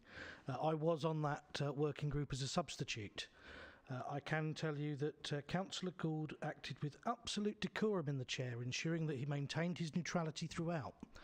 But he did vote against option 6 being the preferred option. Like myself, his ward, based on that option, would be one of the 2 wards that would take the vast majority of the housing. Because realistically, as Councillor Gibson outlined, the only places you can build around Faversham really are the south and the east, which goes into Bourton and Courtney ward and Watling ward.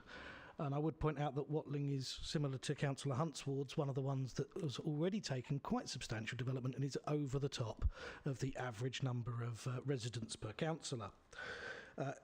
I heard mention earlier of the affordable housing. I think under this you'd end up with something like 75% of the new affordable rent and social rent being in the Faversham area. I'll start by saying that affordable rent within the Faversham area is not affordable because it is lower than the housing local housing allowance rate.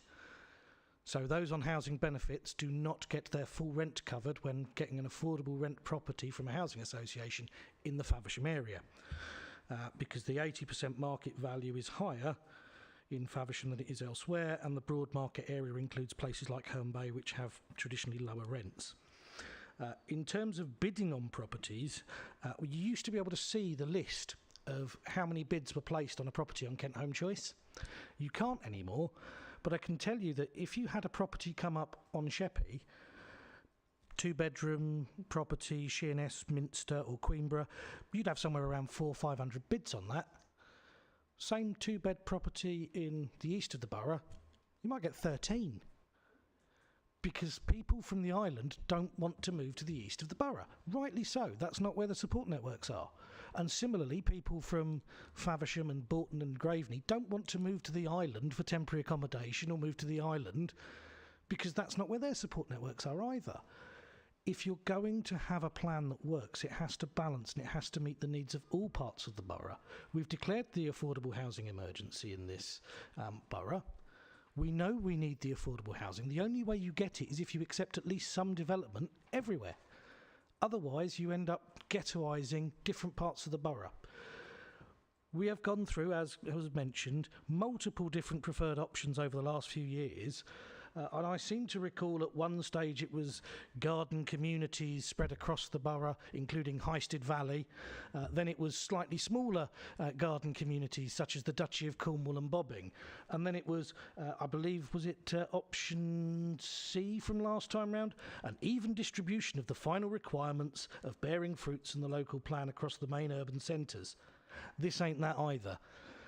I think, to be honest, yeah, fine, go ahead and suggest that this is where we're going to head if you want to take that to full council, but no doubt my group will probably look, or I won't be the group at that point, I'll be in the chair, won't I, being a very good boy, but I'm sure someone from this group will be suggesting an amendment at that point to one of the other options, and it probably won't go through because, as was mentioned, there's 12 councillors from the east of the borough out of 47, so actually we know that vote's going to be lost straight off the bat.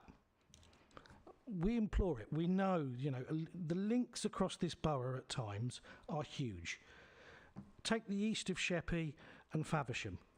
The only reason during the great explosion in 1916 at Upleys Works that you didn't have huge numbers of people from Sheppey being buried was because it happened on a Sunday, and the people from Sheppey that worked there were the women, and women didn't work Sundays. They used to come across on the boat over Hearty Ferry. We have shared histories. We have to an extent, we have a shared identity. We've lost a bit of that over the last 20 years. But if we're going to do right by the people across the borough, we have to make sure that it is even out across the borough. Thank you. Thank you. Councillor Boyne, please. Thank you, Chairman. A couple of clarification. So Councillor Harrison's withdrawn her motion. Do we also need Councillor Worcester as a seconder to also withdraw it if she's happy to, for the record, or not?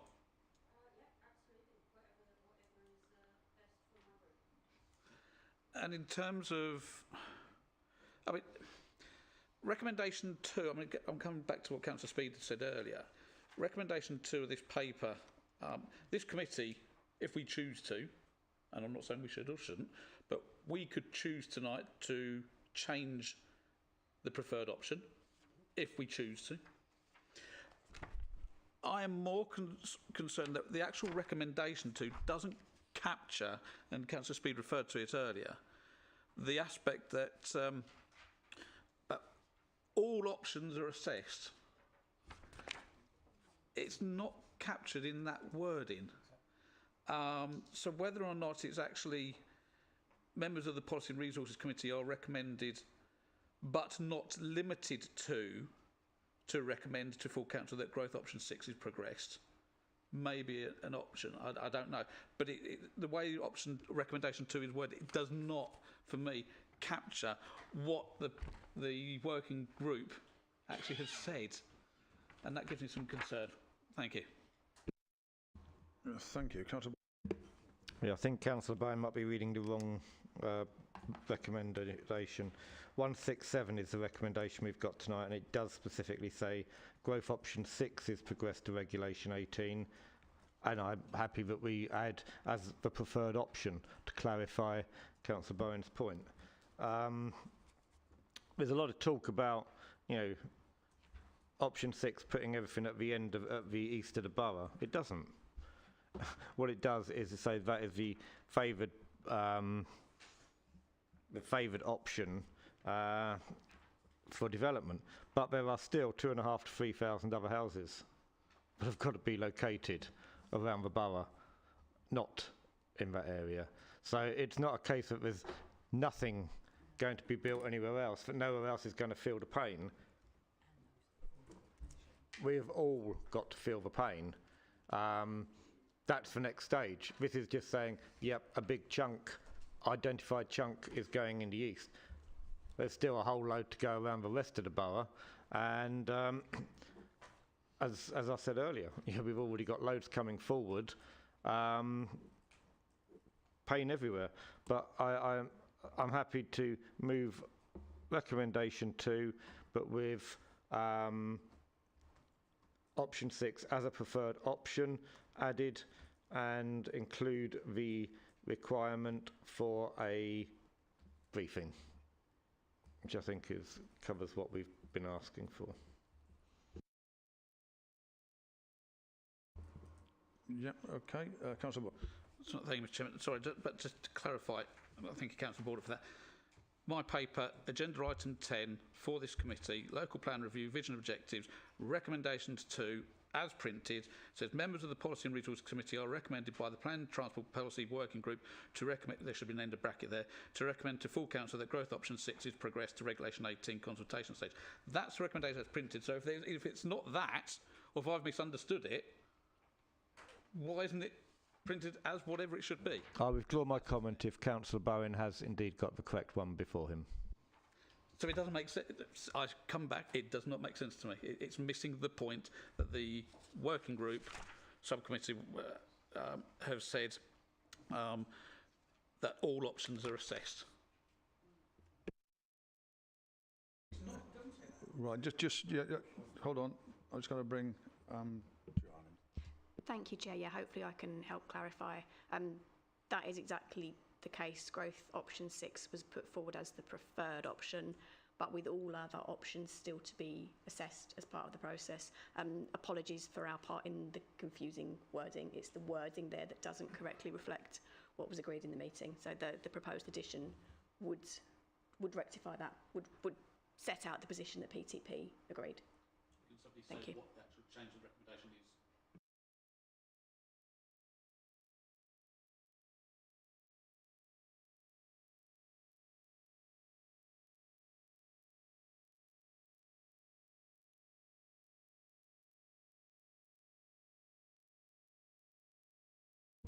Okay, thank you. And finally, Councillor Worcester. Thank you, Chair. I just wanted to slightly amend what Ben was saying. I do appreciate the property prices may differ in different areas, but I can tell you on Sheppey, based on lots and lots of conversations with school mums and lots of members of the community, that the borough is absolutely entirely all facing the same issue of rents being higher than what this council can support in terms of rental. And I hope that not many of the members of this council have been in similar positions to me, where you are looking at lots of different routes of how to keep roofs over your children's head. And obviously the biggest effect on that will be obviously more social housing, which we are very grateful that at least I think the Labour member on that working group was looking at the levels of social housing that is looked at in planning applications, which I thought was excellent news. But just for clarification, yes, I appreciate that it does difficult for residents in Faversham, but that is a shared burden that indeed lots of vulnerable families and vulnerable people have over the entire borough. Thank you, Chair. Thank you. So members will come. Councillor Speed. Thank you, Chairman. We've got 6 options on the table here, all of which, frankly, are totally unpalatable. Do we actually have to have a preferred option? Can we not just put all 6 options into the Reg 18 consultation and see what the public think?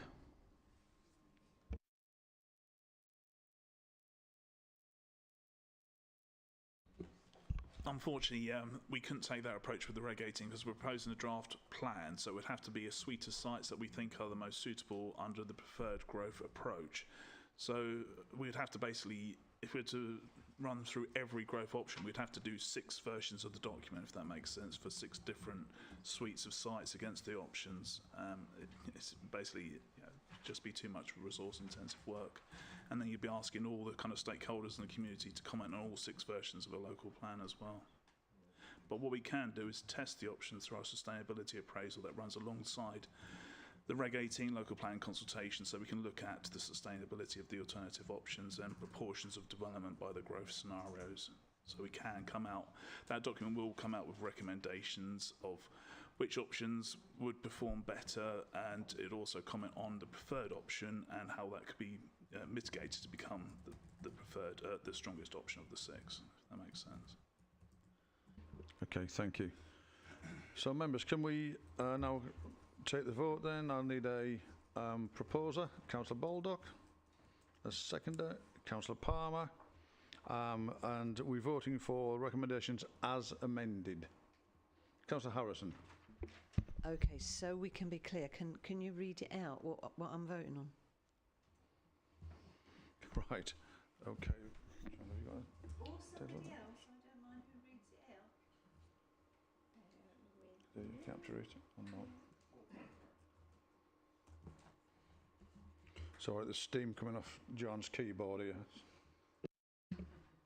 Thank you, I'll do my best. So recommendation 1 is that members of the Policy and Resources Committee recommend the proposed vision and objectives for the draft plan Regulation 18 document to full council, subject to amending the wording in those 2 identified parts of the document around housing need and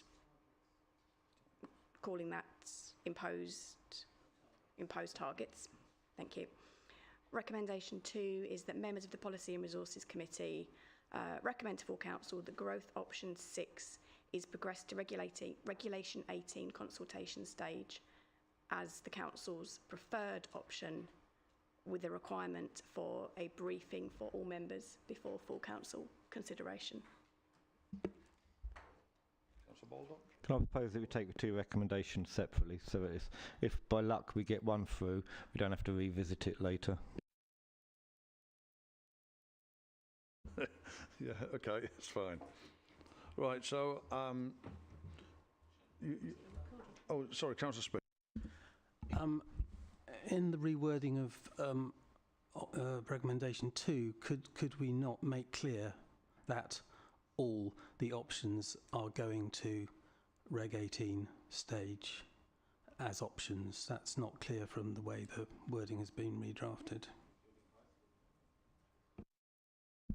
We have to include ISTID.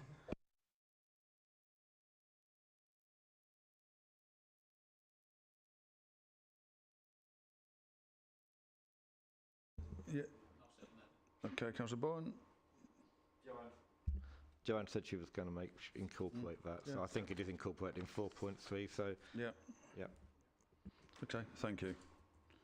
Right, so members, we will take each recommendation in turn then. So, recommendation 1, those are recorded. Oh. Thank you. Thank you, Kelly.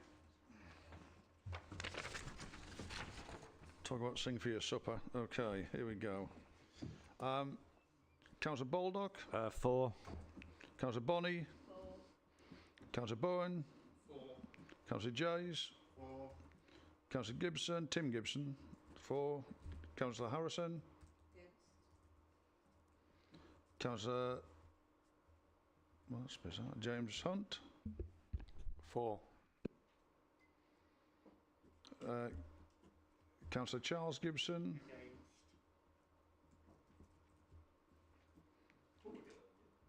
Councillor Last. Councillor Palmer. 4.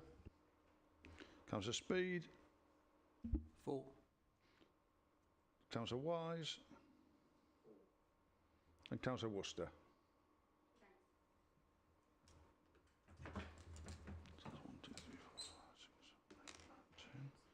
10-4 and 10-3 and 0. So that is passed. Thank you. Can I give you that? Thanks, Claire. And now recommendation 2. Councillor Baldock. 4. Councillor Bonney. 4. Councillor Bowen. Against. Councillor Jays. 4.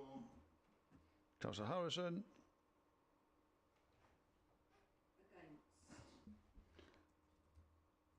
Councillor Charles Gibson. Councillor Hunt. 4. Councillor Last. Councillor Palmer. 4. Councillor Speed. Against. Councillor Wise. 4. Councillor Worcester. Myself, 4. That's 1, 2, 3, 4. Yeah. 7 and 6, that is, so that one's passed as well. Thank you.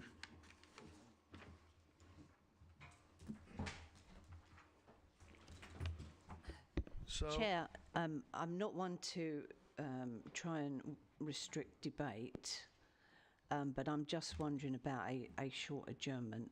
yes, That's all. yeah, I'm quite prepared to do a 10-minute adjournment. Oh, Thank you. thank you.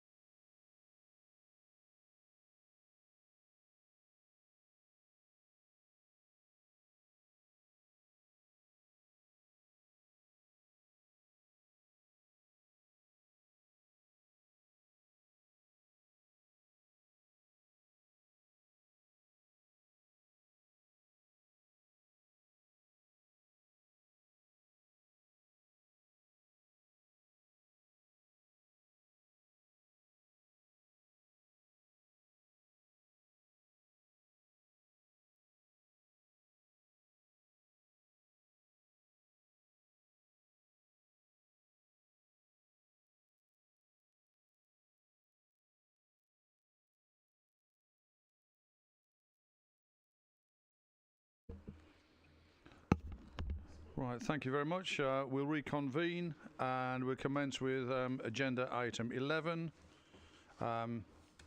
which is a local plan review, local plan employment sites. Thank you. Thank you, Chair. Thank you, members. Let me start by saying, please, I'm presenting this report on behalf of Natalie Earle, Planning Policy Manager. She's on leave tonight, but she deserves all the credit for the background work and indeed the report that you see before you tonight.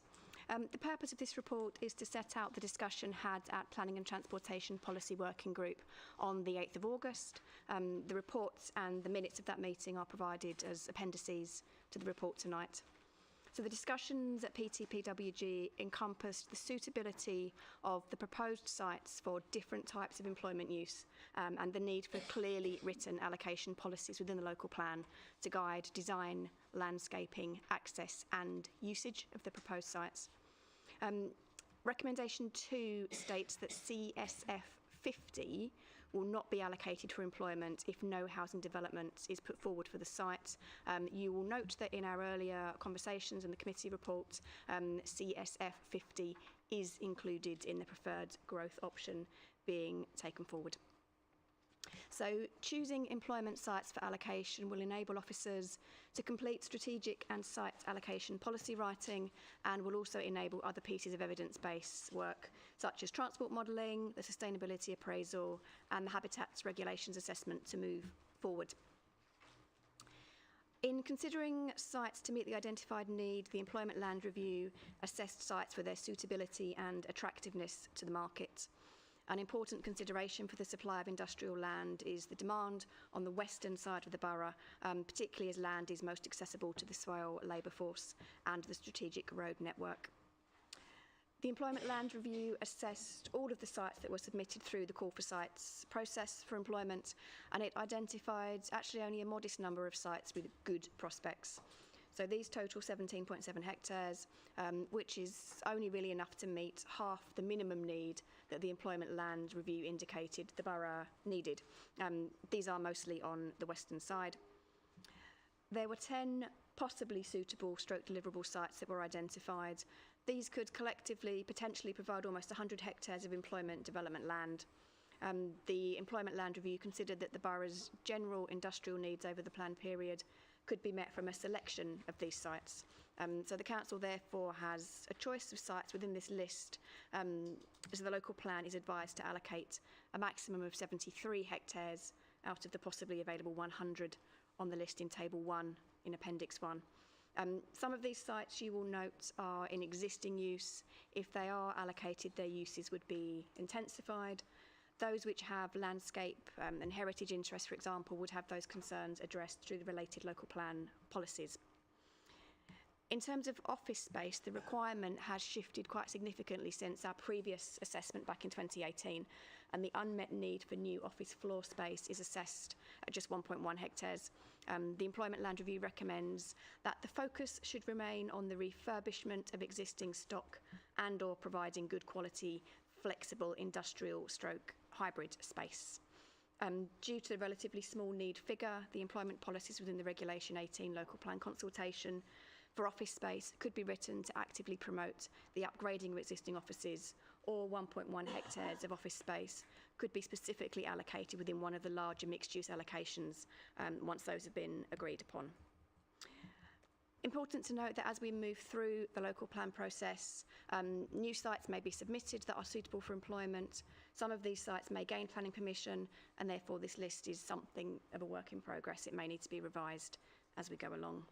So there are 3 recommendations before you tonight.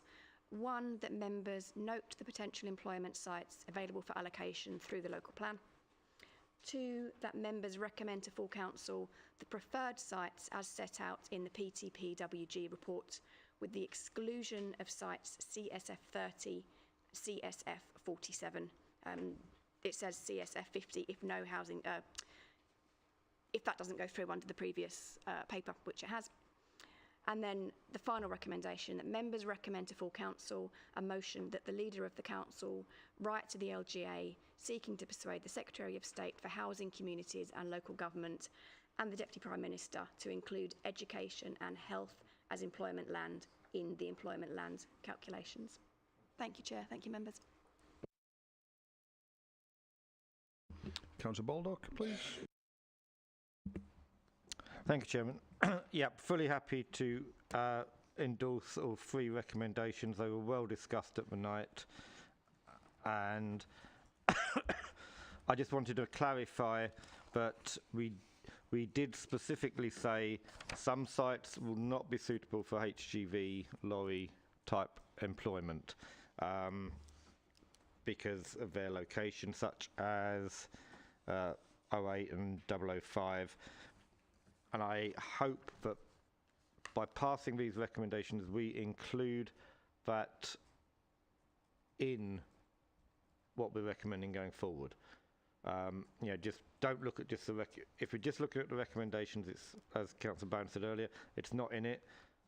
It must be part of what we actually agree, that those sites are limited to those type of uses. But apart from that, I think we had a good debate. They were removed for good reason, and the rest were kept in for reason. Councillor Gibson. I think that reason is rather the thrust of Councillor Harrison's point. So, quick request, can we take all three separately? Because I'm delighted to recommend the leader rights to Miss Rayner. I think that'd be an excellent proposal, and we should all do that. I am absolutely not, however, going to vote for even with housing CS50 to be included. I think that is wildly unsustainable. I think it's a ridiculous location for an employment site, and I think it rather destroys the concept of Faversham as the home of the hop if we accidentally concrete over all of our hop binds and have no farmland left. So it seems to me the very definition of an unsustainable employment site. So that's my only question. I know I raised that repeatedly during the working group process as well, so thank you for the inclusion of the note on it. Thank you. Councillor Worcester. Thank you, Chair. I'd like to ask about clarification with regards to the Westminster land that is in Sheerness, please.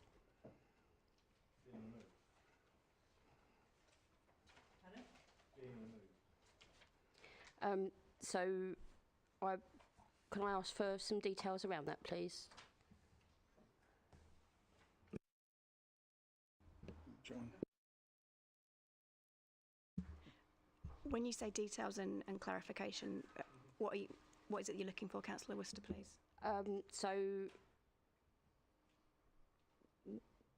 Has it been sold? Has it been allocated? Why hasn't it made it onto this list?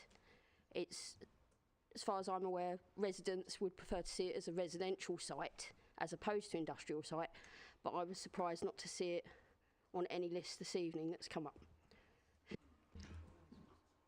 Councillor Baldock. If we're talking about the same site, the only site that's on the here, CFS 47, it was removed as a employment site. It's not being proposed for housing. It was opposed because of the impact it will have on the view of Sheppey from the main entrance into the, or the only real entrance onto the island. It was felt it would be so damaging to the the views, but it was inappropriate for any sort of development. That's why it was taken out, Chair. Thank you. Councillor Worcester. Sorry, I haven't made that clear. It's not that piece of land. It's the piece of land that is, in fact, on the Browway, that is on the entrance to Sheerness. Used to have residents all over it. There's two pieces of land there. One is private, one is Swale owned, as far as I was aware, and is on Cromwell Road in Sheerness. No, that's why I'm querying it, as to what the status of the land actually is. Councillor Harrison. Yeah, Chair. It always the Westminster site was always in the books as employment stroke industrial, except it's suddenly not. I know we've had arguments over the years about, oh, there's no utilities. How can there be no utilities? There was a whole damned village there and 2 pubs, etc. So it's there, it's doing nothing, it's done nothing for some considerable years. But we were marketing that site,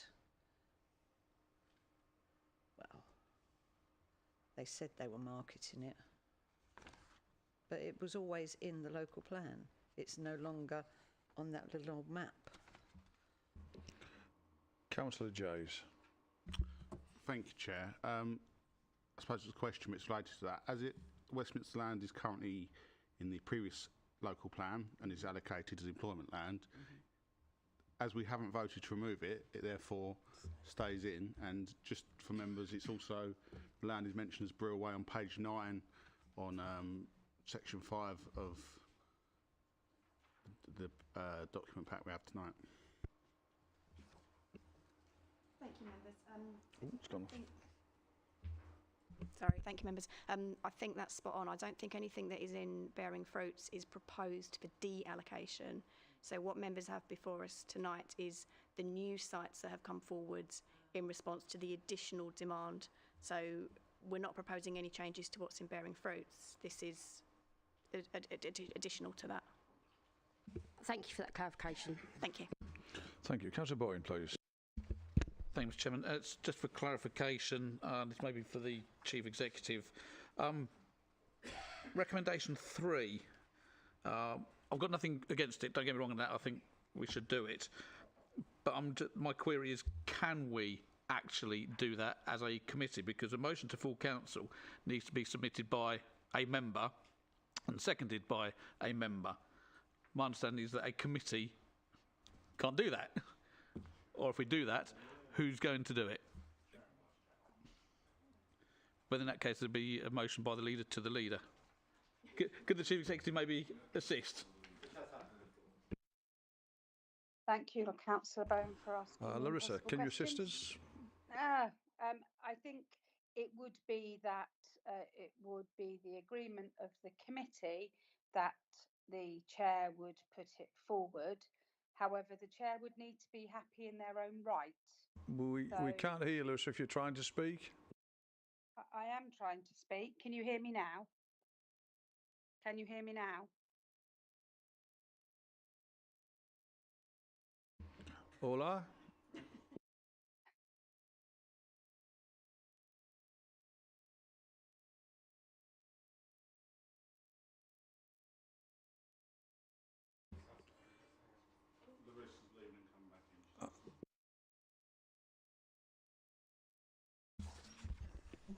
Chair, sorry.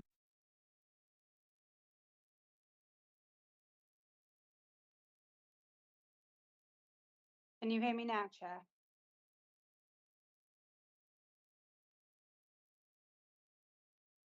Can you hear me now? Chair, can you hear me? It's Emma.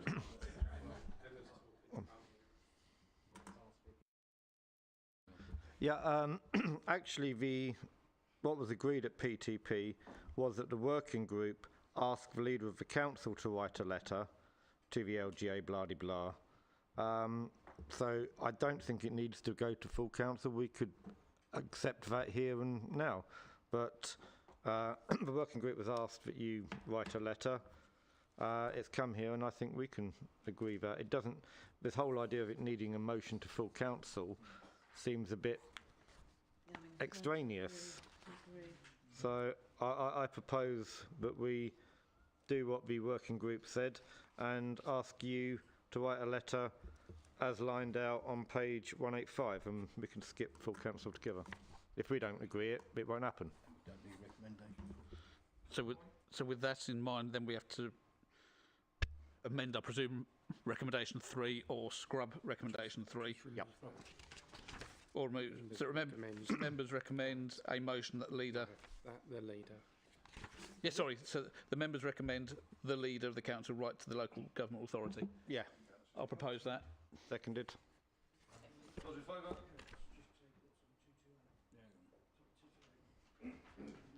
Excellent.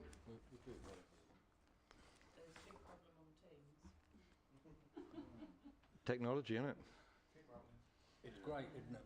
Pen, paper. We'll press on this. So, Councillor Palmer. No, that was on that.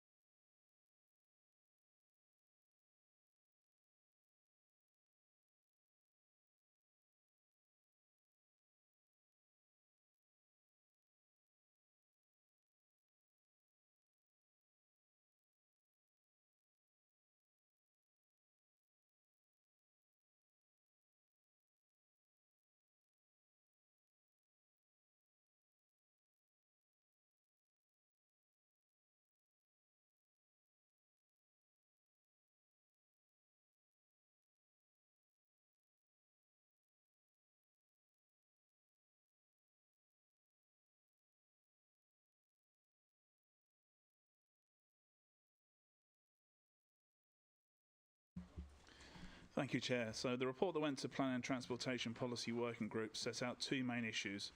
Historic housing delivery in the borough up to the 1st of April 2024 and the proposed local plan review housing target and balance of housing need. To summarise the historical delivery, the Council is making good progress against the housing target of 13,192 dwellings that was set out in the local plan bearing fruits, with 6,700 dwellings completed and a further 7,047 dwellings being consented, which if those consented dwellings were built out would mean a positive balance of 555 dwellings against the plan's target. That said, the National Plan Policy Framework, since Local Plan Bearing Fruits was adopted, has been amended with regards to plan making and housing targets. Those amendments include the requirement to review local plans that are more than 5 years old, and as part of that review to use the government's standard method for calculating the local housing need. The Council's current local housing need under that standard method at April of this year is 1,040 dwellings per annum. This is an increase of 264 dwellings against the local plan bearing fruits target, an uplift of 34%. Further, the government is now consulting on changes to its standard method. However, it must be noted that the approach is only at consultation stage at this point and could be subject to change before becoming adopted policy. However, under the proposed approach, the local housing need for the borough would go up to 1,061 dwellings, which is a small increase of 21 dwellings per year, but over a proposed plan period would amount to 336 dwellings. The second section of the PTP-WG report looked at the Council's local housing need and how it determines a housing target and the balance of housing requiring new land for allocation in the local plan review. So using the current government standard method, not the one that's proposed, over a 16-year period and applying a 5% resilience buffer will result in a local plan target of 17,472 dwellings. So just to be clear, the resilience buffer is an optional increase. It serves two purposes. Firstly, to allow for fluctuations in the local housing need figure, which is required to be recalculated on a yearly basis until a plan is submitted for examination. And secondly, to remove the need to consult on additional sites late in the plan drafting process due to the possibility of sites being removed or the housing need figure going up. So as part of determining what the balance of housing requiring new land for allocation, existing housing supply knowns are required to be discounted from that 17,472 dwellings target. Those knowns include extant stock of sites with planning consent that have not been built out, the remaining local plan allocations from bearing fruits without planning consent, made neighbourhood plans and those neighbourhood plans about to be made without planning consent allocations, an allowance for sites known as windfall that would come through the market and gain planning consent during the plan period that won't have been identified in the plan itself. So taking all those knowns into account, the PTP-WG report set out that the balance of dwellings requiring new land would be 6,247 over the plan period. However, it should also be noted that the remaining local plan allocations without planning consent need to be reassessed due to the length of time now passed since their adoption in the local plan bearing fruits to determine whether they're still available and whether any material circumstances have changed affecting their suitability. So members of this committee are firstly asked to agree to recommend to full council the local plan housing target as set out in paragraphs 3.1 and 3.2 of the working group report. That includes the 5% buffer for resilience and also factors in the potential 336 additional dwellings if the proposed standard method was to move forward by the government.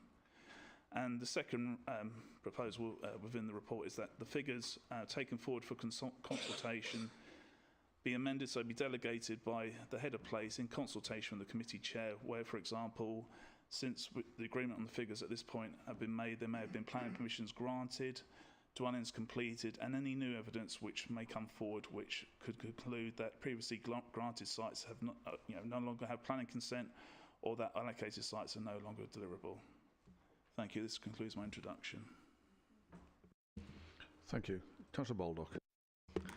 Thank you, Chairman.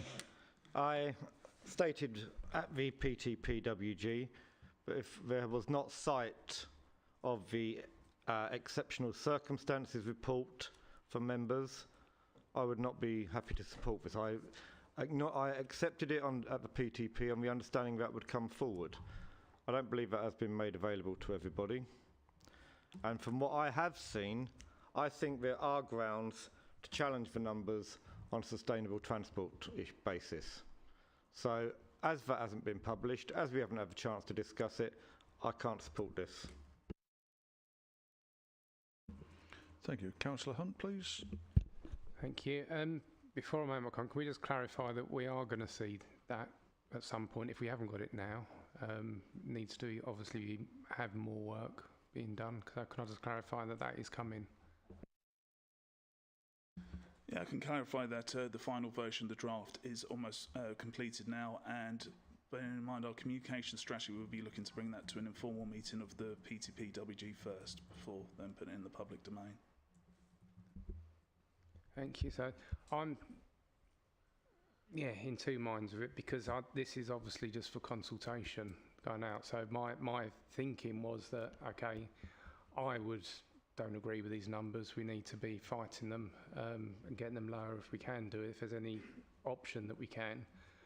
But just to go out to consultation. But having known that and that we haven't got that document, it could be that I think maybe we should be leaving it and get that information before we make that decision.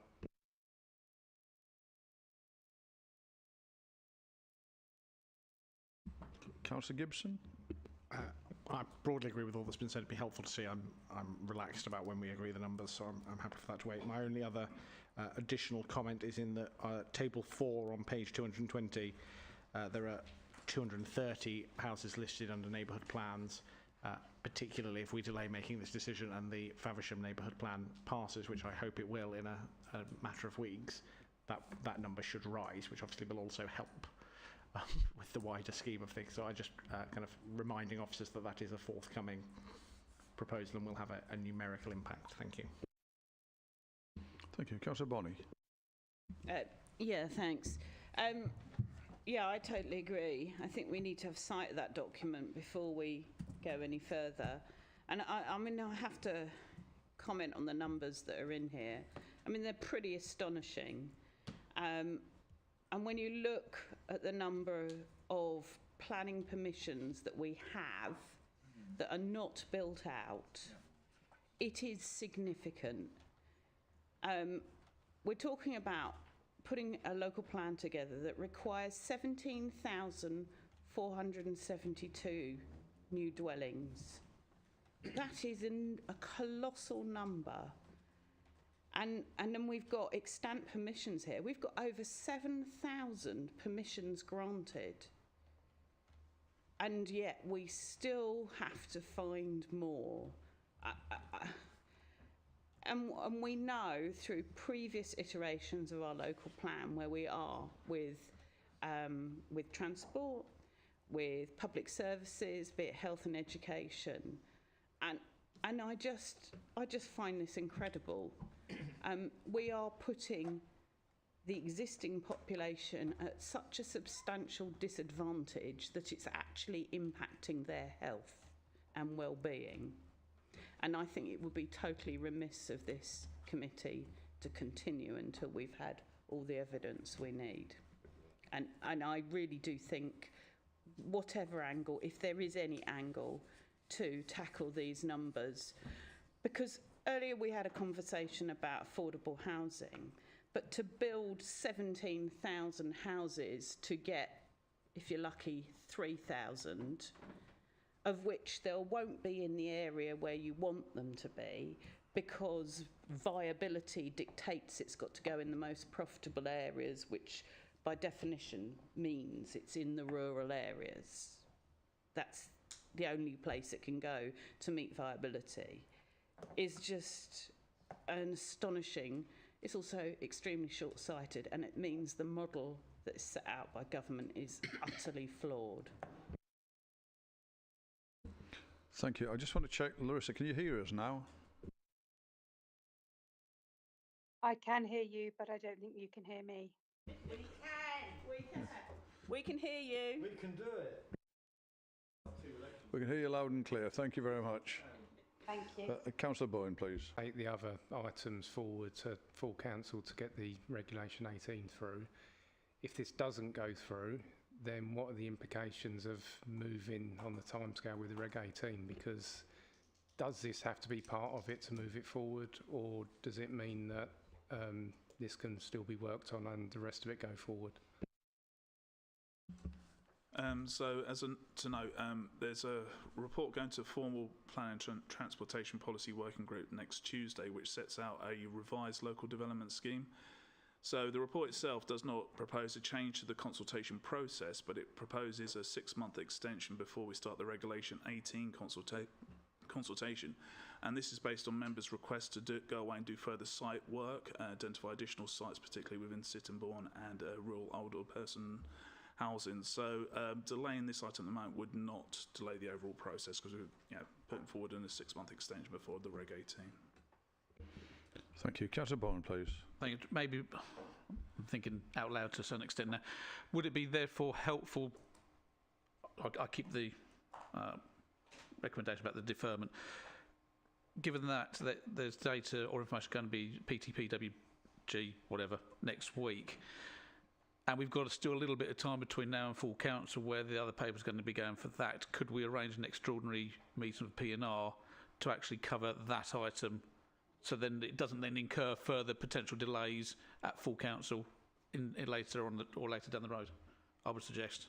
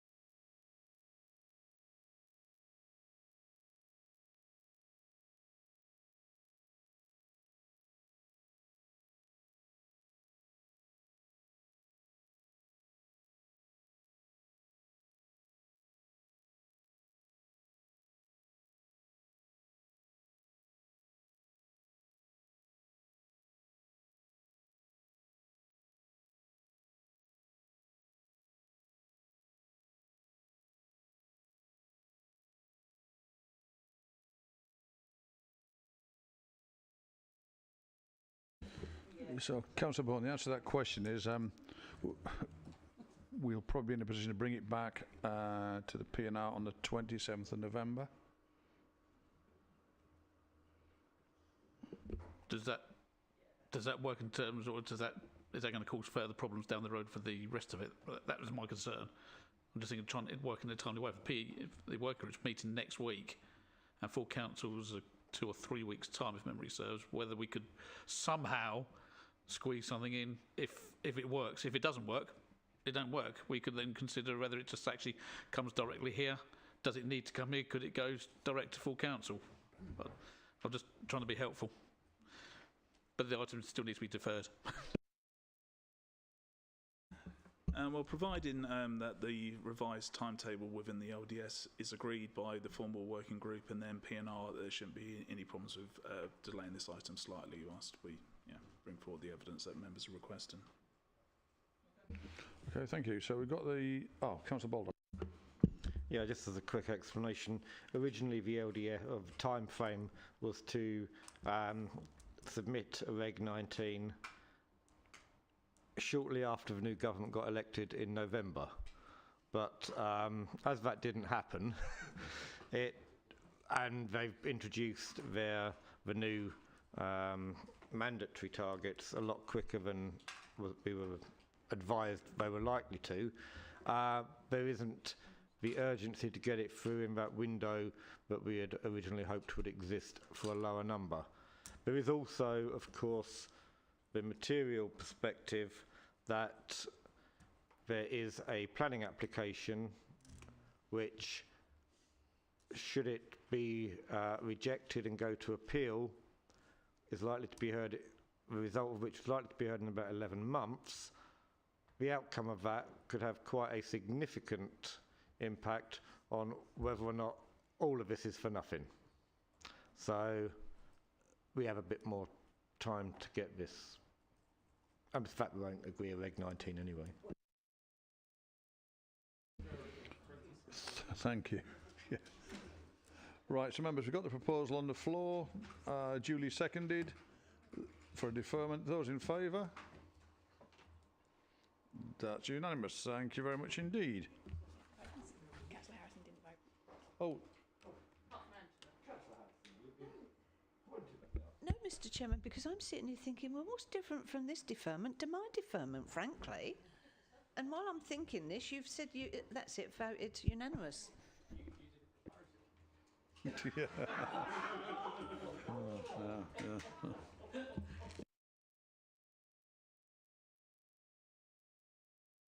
Okay, so we move swiftly on to agenda item 13, which I'm not proposing to defer. Nobody else is.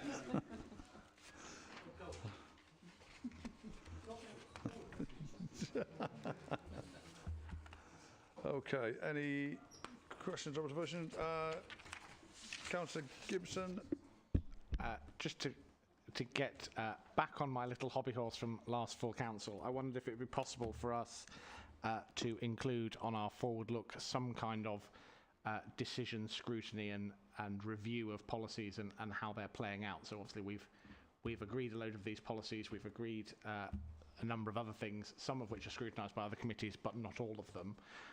And it would be, I think, sensible to include those in our forward work plan. They could probably sit in the 6th monthly risk register. I don't think it necessarily has to be every time, but a recognition that that is a job we are meant to be doing. We should probably do it. It's on our list of things we're going to do. Thank you. Thank you. Councillor Palmer. Right off over 10k.